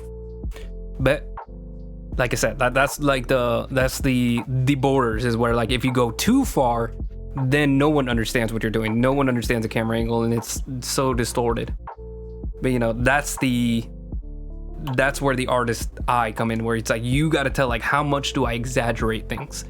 It's like you can have a cartoony style that's very symbolic, like it's very, you know, like circle and then stick figures. But then if you go beyond that, it's like circle and then it's just floating, no stick body. Like we have gone past that. Like we're exaggerating to the point where there's not even a body to the person. Then people will be a little confused. You'll need to explain a little bit more before people realize, oh, that's supposed to represent a person. You have to give them something. You can go too far into symbolism. Okay, this is actually really good. I think we're probably just gonna work with this one. So this one's gonna end up showing up. I don't know if we're gonna think of any other thing that can go much better than this, because I'm really happy with this. Okay, I'm gonna shut that down. We're gonna actually turn this one off. That one's just for a guide that might be useful later. We're gonna go, what is this? Oh, I drew that on one layer, that's not good. Nope, that's an eraser.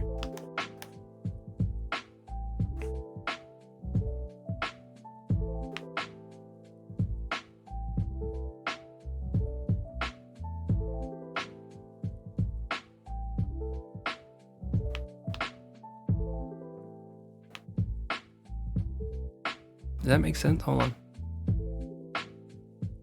Yeah, no, hold on.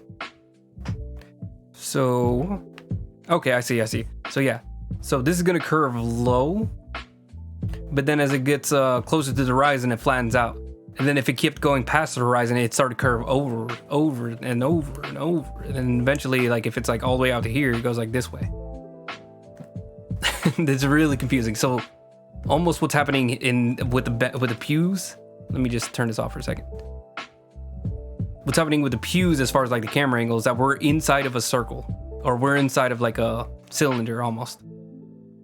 So here we are looking this way. So this is the inside. We're gonna do like this little hatching. That's the inside. And then this is the outside. This little right here.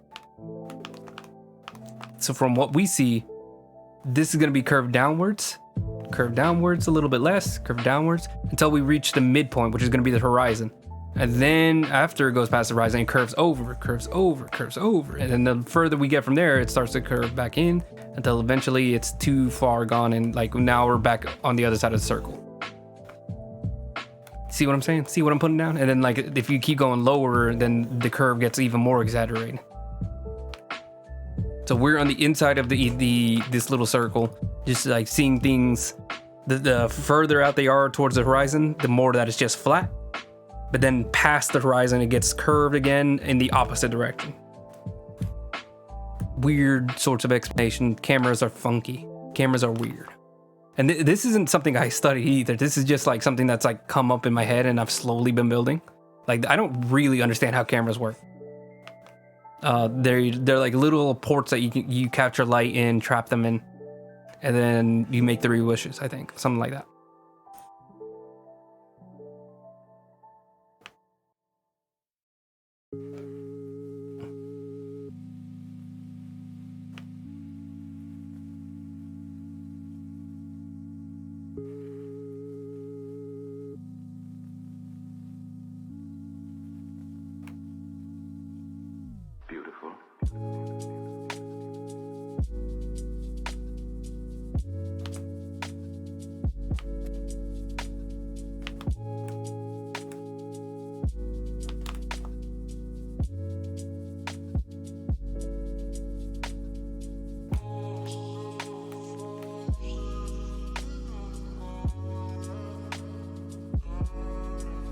I'm probably gonna have like some kind of rug in between the pews. You can maybe have like candelabras and chandeliers and all that. Again, I don't really know how churches look like. I'm guessing they have chandeliers. It sounds like it would be nice. Maybe not over the people. Maybe we can do it like in the middle.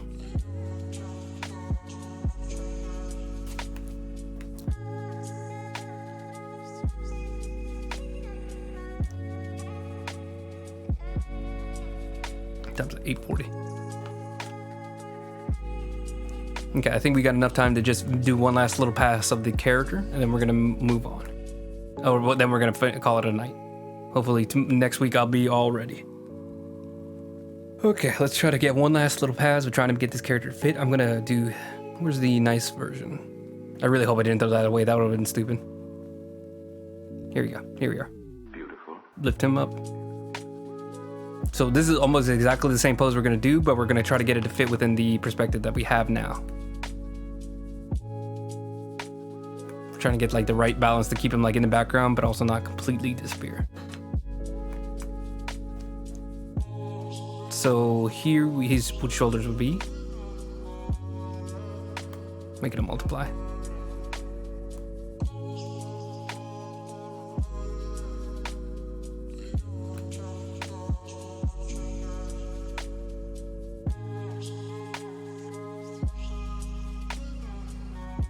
So the top of his body would be a little bit bigger since it's like facing directly towards the camera, or it's more it's closer physically to the camera. I meant.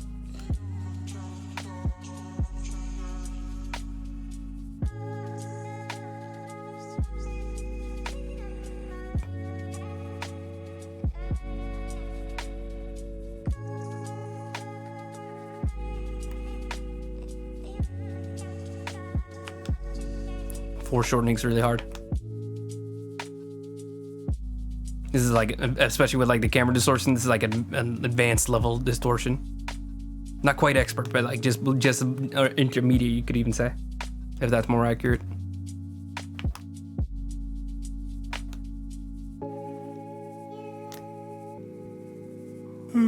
Actually, this is super grandmaster level.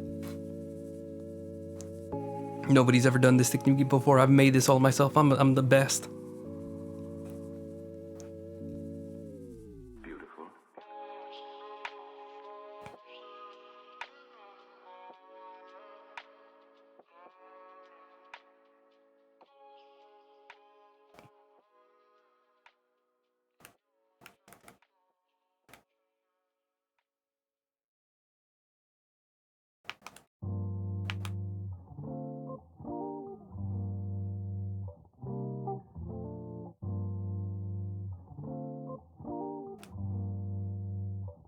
There we go. It's much more leaned forward because of the camera. Let me turn off him in the back. Let me see. Yeah, this looks good. This looks good to me. The seat would probably be like right here. I think maybe just fix the handle a little bit. Let's try to fix this a little bit. So his hat is on his chest. Let's try to get that like flat against him. The hat pushes out a little bit, so it's gonna be closer to the camera. Then we have his hand coming over on top of all that, so.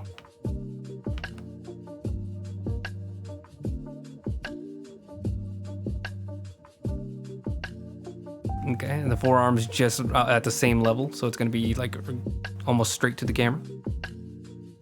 But then we have the foreshortening of the bicep and everything behind it.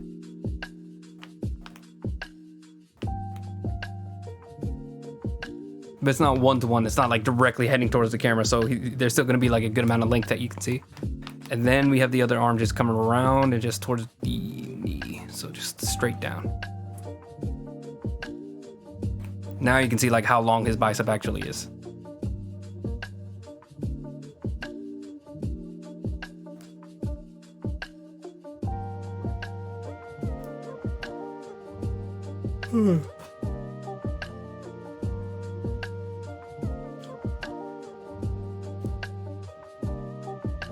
Let's try to like detail out the head a little bit more.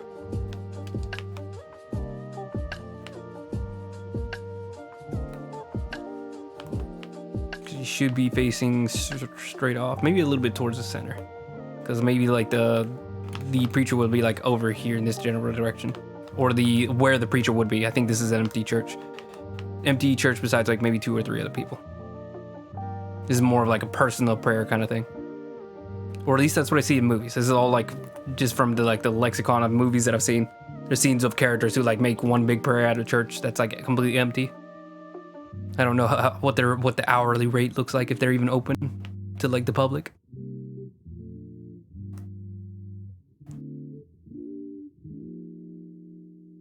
Like all the way down here is where like the nose would be. You have the brow. Then you have like this little golden eye just like on the top of his forehead. So Salubri, their whole thing is also the third eye. They have a third eye. Comes from the progenitor of Salubri. So the first Salubri was named Salubri. A lot of clans that's the case. Like Ventru, the original Ventru vampire was a Methuselah named Ventru. I don't think that's always the case. I think some of them are and aren't. Ooh, maybe check that actually. That's a fun little lore bit. BTM clans. Let's see. 13 major clans. Banu Hakim, I think does. The original one was not named. Hakim. So children of Banu, or sorry, Banu means children of Hakim. So children of Hakim. So he's the original Banu Hakim. Bruja? It might be Bruja. No, Troil. Oh, because he was diablerized. So originally it was a Bruja. Or Troil the Elder. So that one's kind of a mix, especially because like when you talk about like Vampire the Masquerade, the 13 clans, when you go all the way to the original, like, you know, first generation, second generation, third generation, we're talking like primordial ooze of human mortality. Like we're talking in biblical times. That's how like far back the vampires go, at least in Vampire the Masquerade lore. Let me just click a few. I'm not going to do all of them. Let me just... Gangrel, the original Gangrel was Enwa. Ennoia. Or Enkidu. Or the Tiger Queen, or Mother Itugan, or just Gangrel. So it was the child of Lilith who was embraced before the biblical deluge. What is the deluge? Or the Great Flood. Okay, yeah, that's what I thought it was.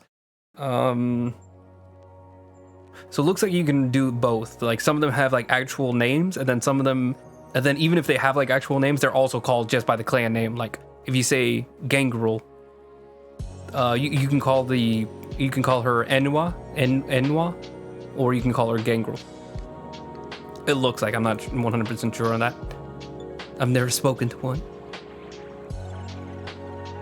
I think it would be like, by that point, you can have like many names. Kind of like Khaleesi, you know, like by that point, you have like many names, you know, like the Chainbreaker and the Mother, blah, blah, blah, blah, blah, blah, blah.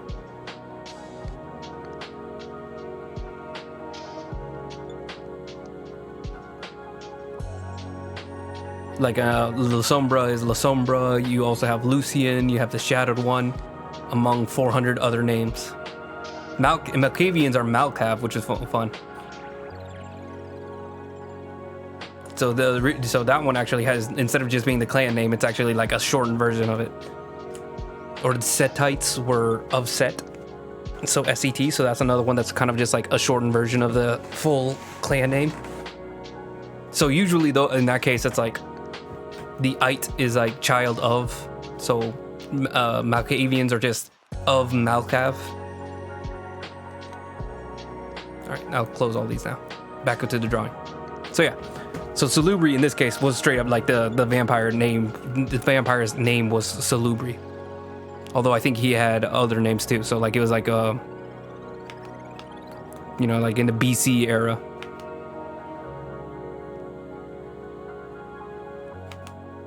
His nose would be a little bit more prominent. He's got like a triangular nose. Not a huge nose, but like huge compared to like most other noses that I draw.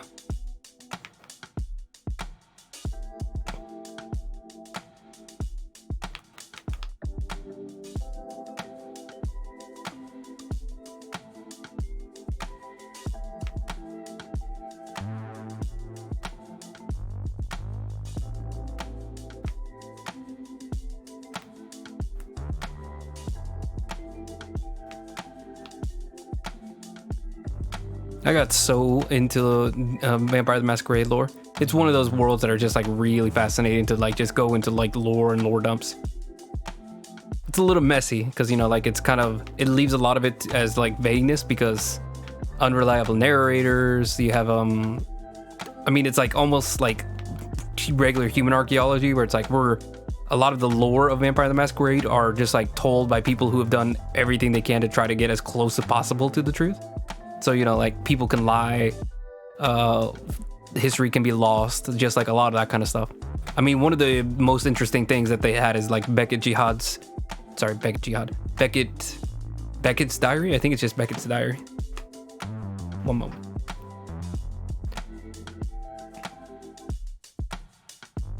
Let me just look up Beckett. Beckett is like the number one, he's like the Beckett's Jihad diary. I thought I was just calling him Beckett Jihad for some reason. Beckett's, the character, Jihad diary. But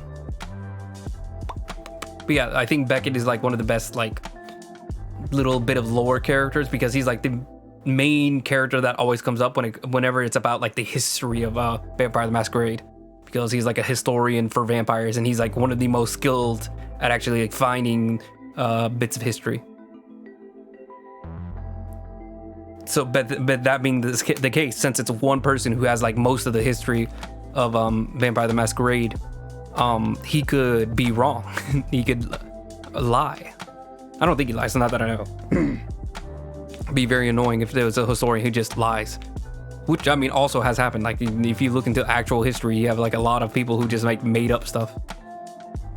Even like historians lie. But thankfully, it's like, you know, one of those places where like, if someone tells you something about something, then usually other people want to make sure that you're right. You know, there's a lot of like challenging each other.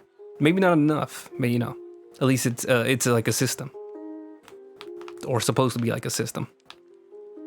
I can't think of any situations where it's not.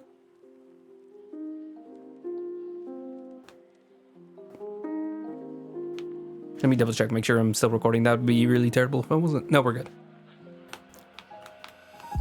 He looks really evil for some reason. I think it's his eyebrows looking too arched.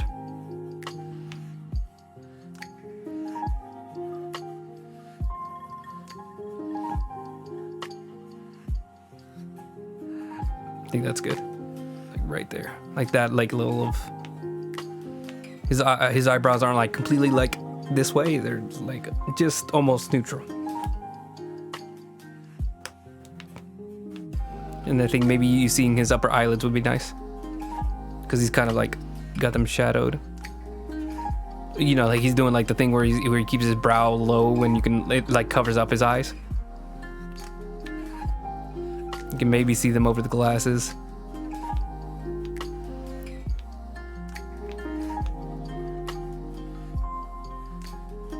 Sorry, you would be able to see them if he wasn't wearing glasses. Almost. Just like that. And then obviously the glasses are going to have glare from the windows.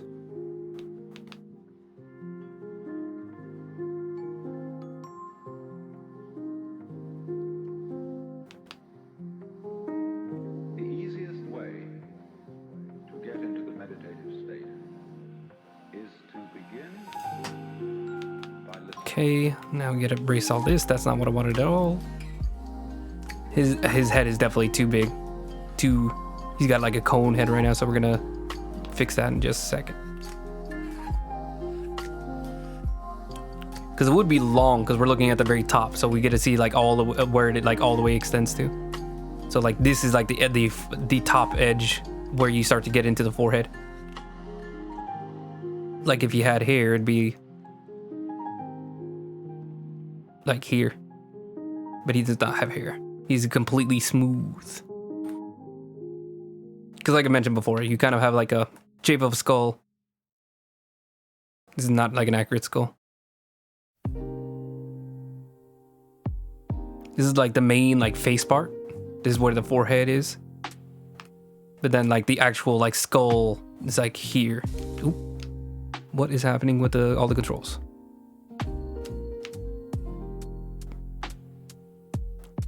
So it still continues a little bit further up from the forehead.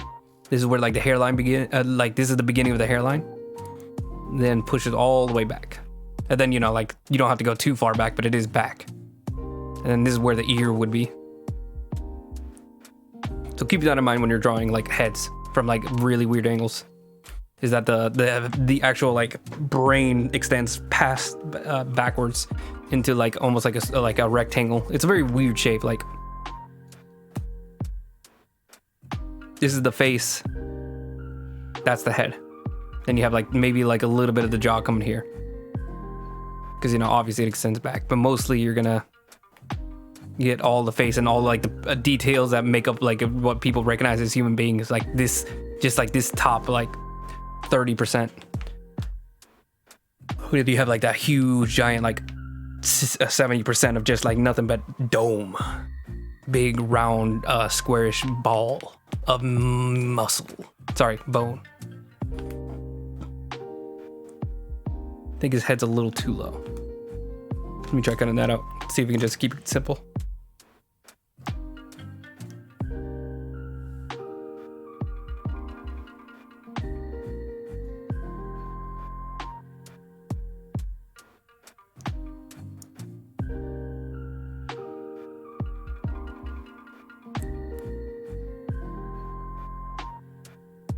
Where was he? He started down here. His head should be more like right here. Maybe a little lower because he is like kind of like hunching his shoulders a tiny bit. But by this angle, it's actually less obvious. So we're gonna go and merge that back in. Can we make this both normal and then merge them? I don't know why I'm saying can we, like I can't obviously 100% do that. Now the merge, what just happened? No, that's wrong. I thought it merged.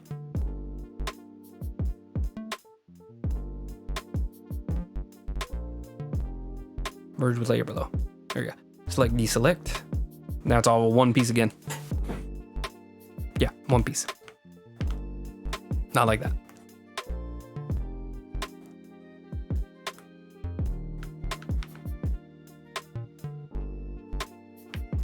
Then we can push the chest a little bit out more. He's not puffing his chest, but like because we're seeing it from above, the chest is closer to the camera than the rest of his torso.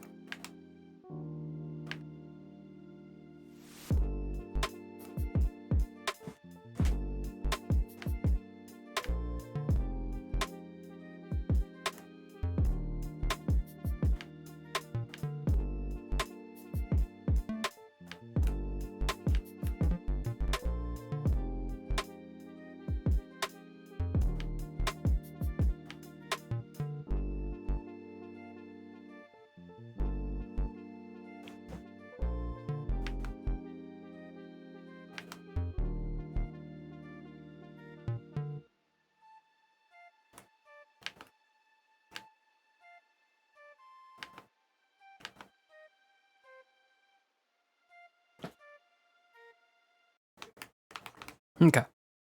Then I'm going to just make one layer over it so we can kind of like paint over it.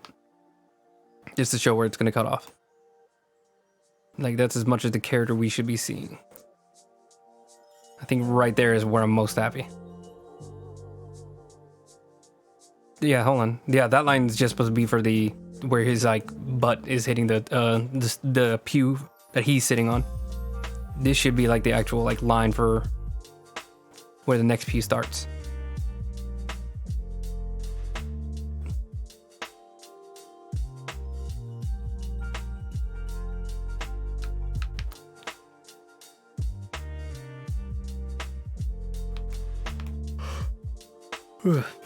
He looks like he's smiling. It's kind of weird. Hold on. I mean, he's smiling, but like not like that. He's got like that fake Photoshop smile that people put on. I can't think of where the source of the meme is.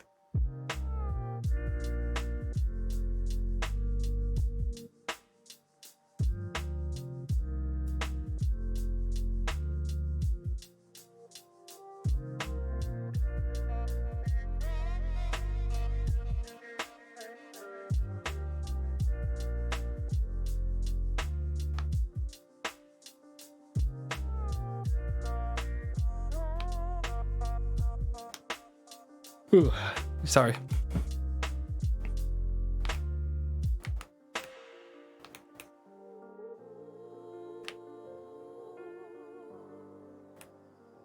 Let's see, it's 9:07. I think I'm gonna call it in just a minute. The only thing, one thing I think I want to do before I leave the stream is just try to get some clothes on this naked dude, this naked fella. I always got to draw out the muscles and the anatomy to make sure everything is in like order. Then we can add like all the other details. So we're gonna make him a little bit lower. Well, actually, hold on. Before I even do any of that, let me lift up the background so we can kind of tell what it's gonna look like. We can do like a little under thing so he can breathe. Grab the color. Then we're gonna go back to erasing it. That's supposed to be an eraser.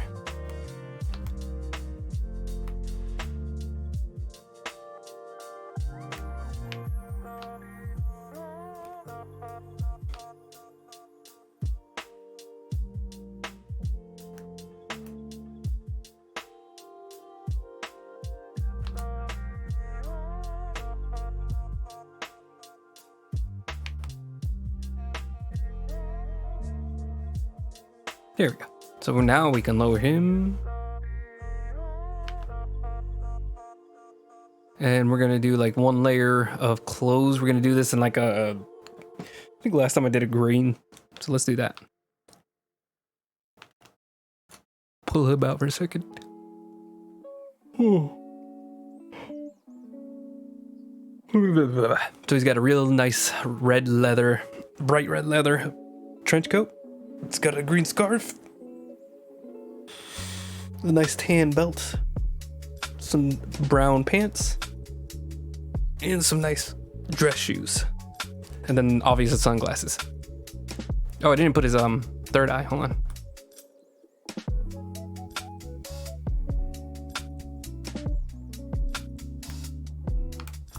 Forgot that part. 1 second. This is gonna be like almost like the focus of the piece. I'm gonna even do like a layer, just a quick one, like maybe even like a little sheen on it. Probably not gonna make it too strong because I don't want to make it like blindingly bright. But he does have like that third eye that's like shining. Okay, and then we get the actual clothes on. So does he have his collar up? I don't think so. Yeah, it is up actually. Nothing too crazy.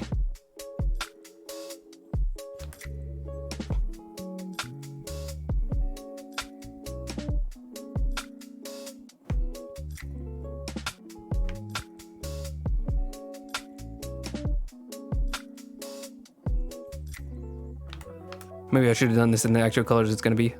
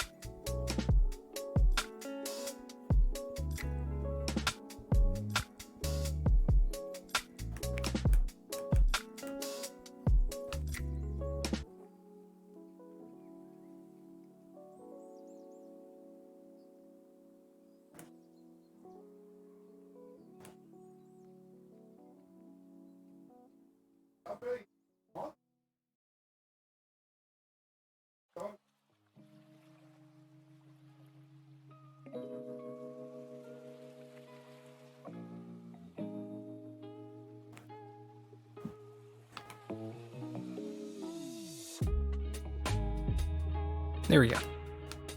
Give him like a little tan brown belt, like around the mid waist. I'm gonna add like a little darker color too to make it. There you go. And then the green we can leave for the scarf. And obviously like a brown for his pants too.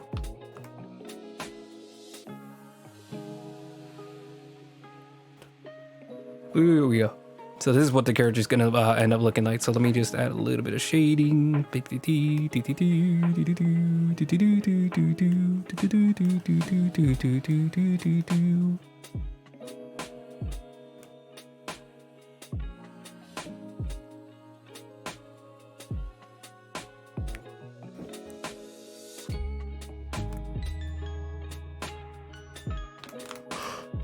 Ooh. I'm gonna do this on another layer just so I remember that this is gonna be a big thing. I'm gonna do like a light coming in from here. That was supposed to be a blue.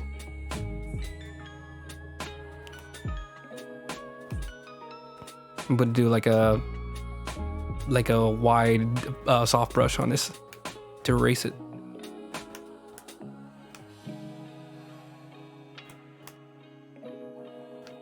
There we go, just like that. That's the plan. Oh, sorry.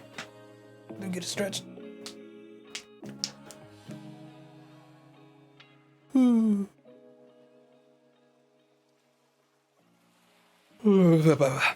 right. So yeah, this is the plan for the next character, the Salubri.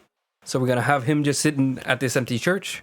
The moonlight shining on him. That little golden eye. You can barely even see his regular human eyes. All you can see is that third eye just looking right towards the camera. I really like the image of his eye. Like, it's a very interesting design. I say that like I'm not the one who did it. So the idea is basically like he's got like two blacked out eyes, almost like because he's undead. I like the idea of some of them coming back with like almost like black sclera, because it's very inhuman. So like even though his eyes are brown, they're just a normal color. But the black sclera, he looks like something, you know, supernatural, something undead. It's like just a slight little tweak, and all of a sudden he looks like an entirely different thing.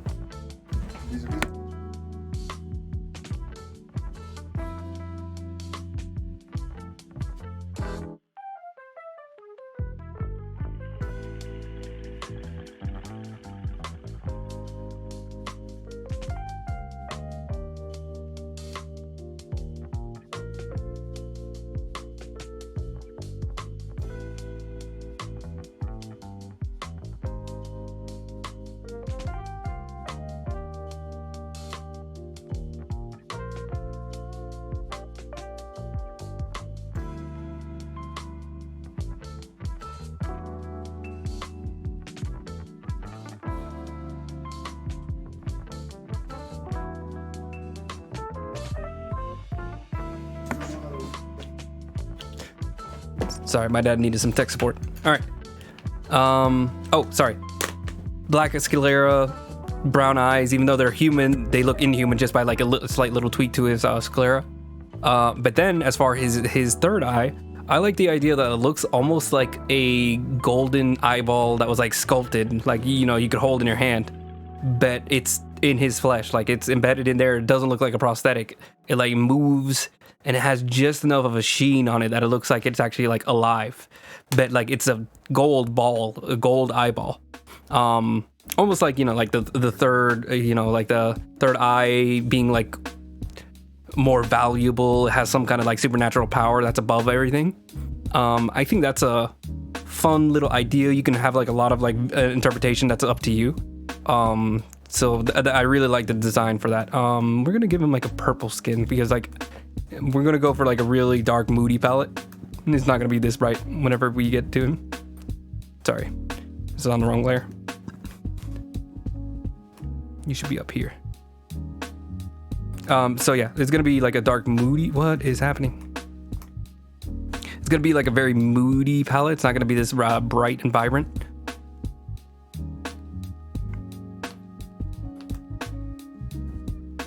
But yeah, 1 second. Let me just get a little bit more here, a little bit more here. We can even like go ahead and use the light that's already here.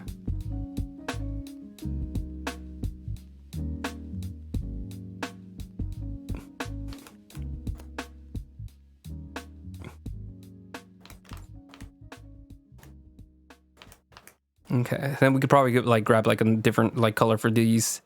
Instead of this like bright, vibrant red, we can go for like something a little bit more on the purple end.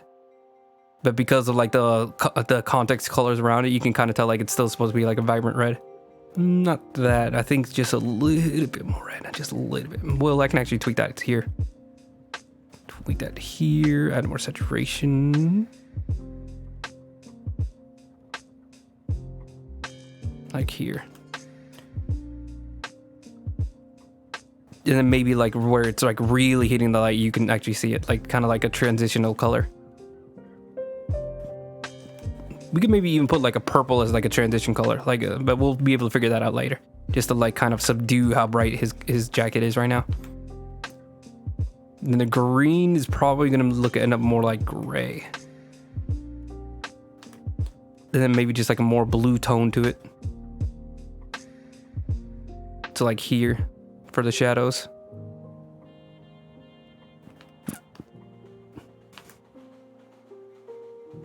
Should try to like add some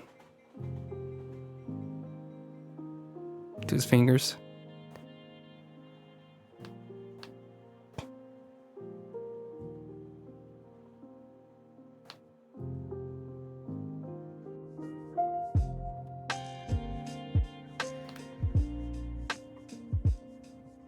Oh, that was my dad that came in, by the way.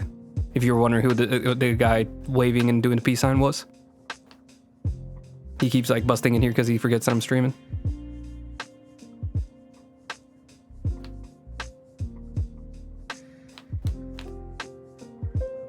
This is like very boomery, you know, just walk right in. It's like, what do you mean there's a camera?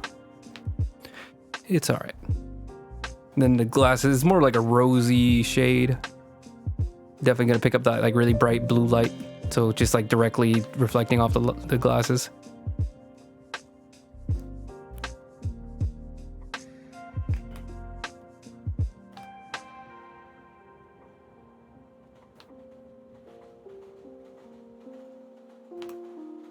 His dome's gonna be shining. Realistically, his head would be shining, but I think we're not gonna do that. It feels a little silly to give him like the my eyes, you know, head sheen. Do I have any coffee left? I'm out of coffee. Darn it. All right, so that's where we're gonna leave it for tonight. Okay, I said that, but hold on. I'm gonna add a little bit more to the palette here. Need something darker. There you go. Just enough to like, so it's not just like one big red thing.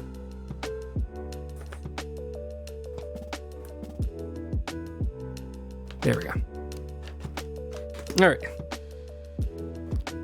So before I end the stream, I'm gonna change the title on this thing, or maybe I won't because it's not showing up. What just happened?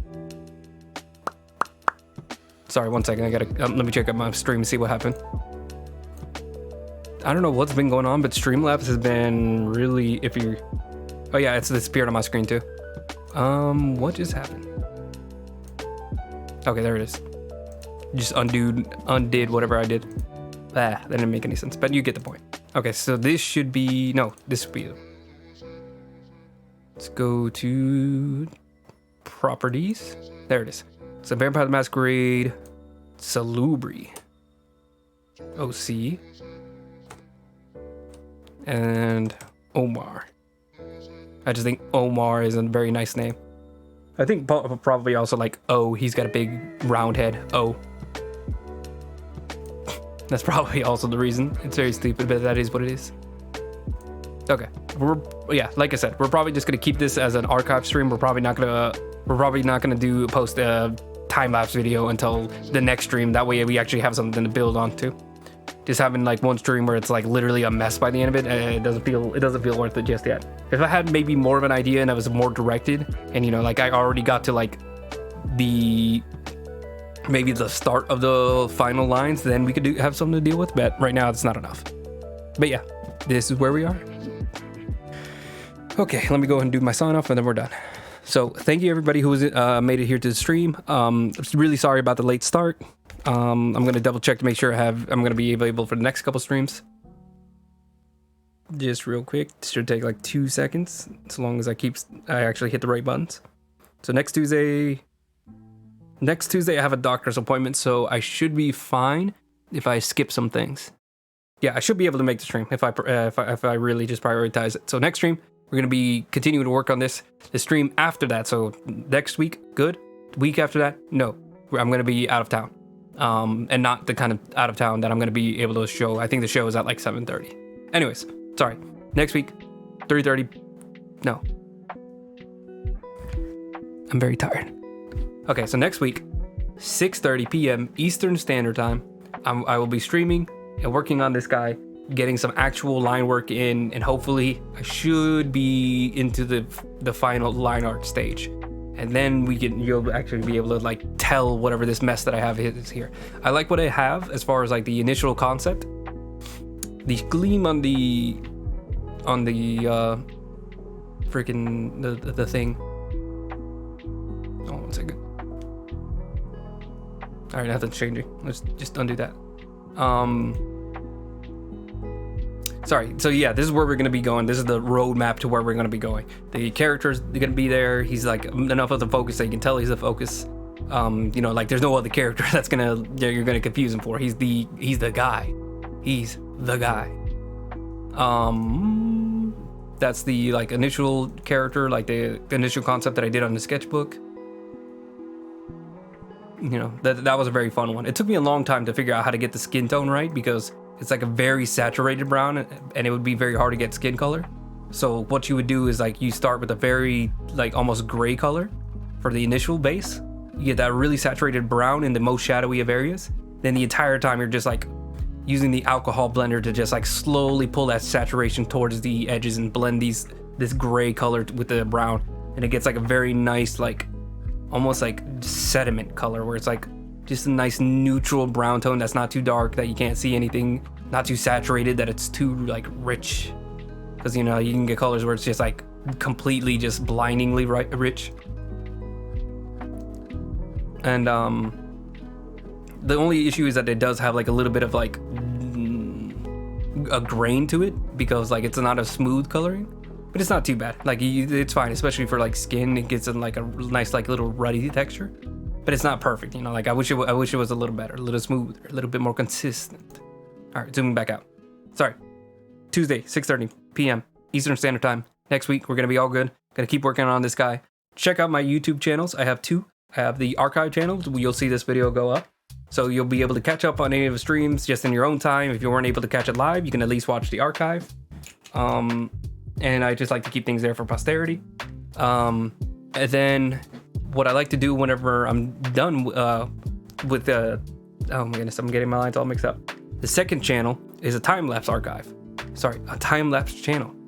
If you like to watch what I did in a session but don't have the entire 2 to 3 hours to watch the stream, you can just catch up quickly with the time-lapse and see all the progress that I made as it's sped up into maybe like 5-minute chunks. Then what I like to do is whenever I'm finished with a piece, I combine all the time-lapses together into like maybe a 15 to 20-minute chunk. And you get to see the very, very start of the drawing. So what we did today, all the way to the very, very last touches. So what we did last stream, which was the last piece we finished. All those streams are combined together into what I call a supercut. And that's going to be going live this Wednesday at 3:30 p.m. also Eastern Standard Time. Onto my time-lapse channel. So if you want to see the last piece we did, let's go and show that off. Where are they? If you want to see like the last piece, the entire progress of that, you can see like a very fun 15, I think it's exactly 14 minutes and 30 seconds. Very fun to watch everything just like slowly get built together. Some nice chill music that you can keep on in the background as well. I like editing those to make it seem like I actually know what I'm doing. I'm just slapping the colors and hoping that it works out. And maybe talking myself to death. You know, that's just how I am. Give it a minute because it's a big file. There we go. So that was the last piece we finished. So if you want to see me be able to like work out the drawing, all the little iterations, get the little dragons drawn, get the background all cleaned up. So all those little details that I had to work on, you can see in the time lapse with a little bit of exceptions. Obviously I rushed through some things. I cut some things out to make things a little bit more digestible, keep things that didn't need to be in there. All right. So check out the 2 YouTube channels. I also have an Instagram. I made a post today. If you could go ahead and check out that post, it's going to be the picture that you just saw. You know, to give it a like if you like it. Give it a comment if you have anything to say, if you want to give it a compliment. I really appreciate it. Or if you just want to share it on your own pages and just help spread my art to people who might like it. Yeah, I'd really appreciate that. So Instagram, YouTube. I also have a DeviantArt if you want to see some of my older work. I'm still pretty active on DeviantArt if you want to see some of my old artwork or just some of the stuff that I favorite. Don't look into my favorites. It's not good. You know, like I have a very weird taste, you know, like you're gonna get very nice art, very deviant art if you know what I'm saying. It's a very old website. Sometimes you hate it, sometimes I love it. You know, it is what it is. If you want to see the progress that I made since like all my high school drawings, you can go and check it out there. Not all of my high school, just a couple. I wasn't into posting very frequently back then. I mean, I'm barely posting frequently now. I mean, it was worse back then. So yeah, check that out. If you want me to do one of your characters, whether it's Vampire or Masquerade, like what you see before you, or if you want me to do D&D, I've done like hundreds of D&D characters, so like I have a lot of experience just working with other people and trying to get their characters to look exactly how they want. Check out the commission sheet down below. You can see my rates. If you don't understand it, you can just go ahead and shoot me a message on the email list there or my Instagram. Just make sure to include enough information that I can tell you're not a bot. For some reason, there's bots everywhere on these websites, so just try to give me like a message about what you like about my art, what about my recent art you like. Don't just show me a picture, you know, like that's also one of the things bots do. Like I've seen a bot that just shows you your most recent post and it's like, I love your drawing. And it'll be like a picture of my dog. That's not even a drawing because it's a bot. It doesn't know anything. It's just trying to trick people. So put a little bit of information that's actually specific, you know, like, hi, I like the way you drew this character with their long black hair, blah, blah, blah, blah, something like that. That just gives me a feeling like, oh, this is a real human being that I'm talking to, and it's not just one of the 100 bots that are like sending me messages every day. But also, that's like 90% of all the people that follow me, so, you know, I appreciate the fake bots. Thank you. You're appreciated. Just, you know, real people I value a lot more, and, you know, their likes are just feel so much better. So yeah, check out that button down below. If you have any questions, you don't understand the chart, just shoot me a message. We can go ahead and talk to your character and just try to find something that's a little bit more comfortable with your rate, what you're able to afford. I just love being able to talk about D&D and all these characters. Also, if you want me to do like a character that's already established, like Batman, Spider-Man, or Chainsaw Man, like any of those, you know, just let me know. I'd love to do fan art characters. I'm hoping to, as soon as I'm done with this piece, probably do a little bit of fan art just to give myself a break and have like an opportunity to experiment around with some new techniques. Then the very, very last thing, I also have a PayPal link down below if you want to just make a quick one-time donation. You don't want to go through the process of having a whole character drawn out. You just want to make a quick one-time thing. That link is also available down there below. I really appreciate it. I hope to one day just go full-time with my art and even streaming. So just any little bit that you can donate would help me to reach that goal. And then also, you know, that can go towards improvement to the stream. I don't know if there's anything I want to improve. Everything's all pretty solid, as far as I know. If anybody has any complaints, let me know. There's, I think, a suggestion box down below as well. That's going to be it. Again, one last time. Tuesdays, 6:30 p.m. Eastern Standard Time. Give or take an hour if it's a night like today. That should be everything. Okay. Yeah. Thank you again. I really appreciate anybody that spends time with me, just checking out my art, giving me a like, just whatever. Whether that's the archive that goes up later, or if you manage to catch it live, just really appreciate everybody. Except for bot spammers. Bots are not appreciated. Well, no, the number makes me feel good. Just seeing, even if it's fake accounts, it's kind of nice seeing a big 100 followers, even if like I have 20 realistically. Yeah, sorry. Bye. Hope you guys have a good night. Goodbye. Bye. Oh my goodness, this thing won't let me quit the stream. Let me quit the stream. What is happening? Why is Streamlabs broken? Is it like this for anybody else? What is going on? Oh my goodness, now the screen disappeared. Can you guys see anything? What is happening, man? There it goes. Okay, now I can leave. Bye. Have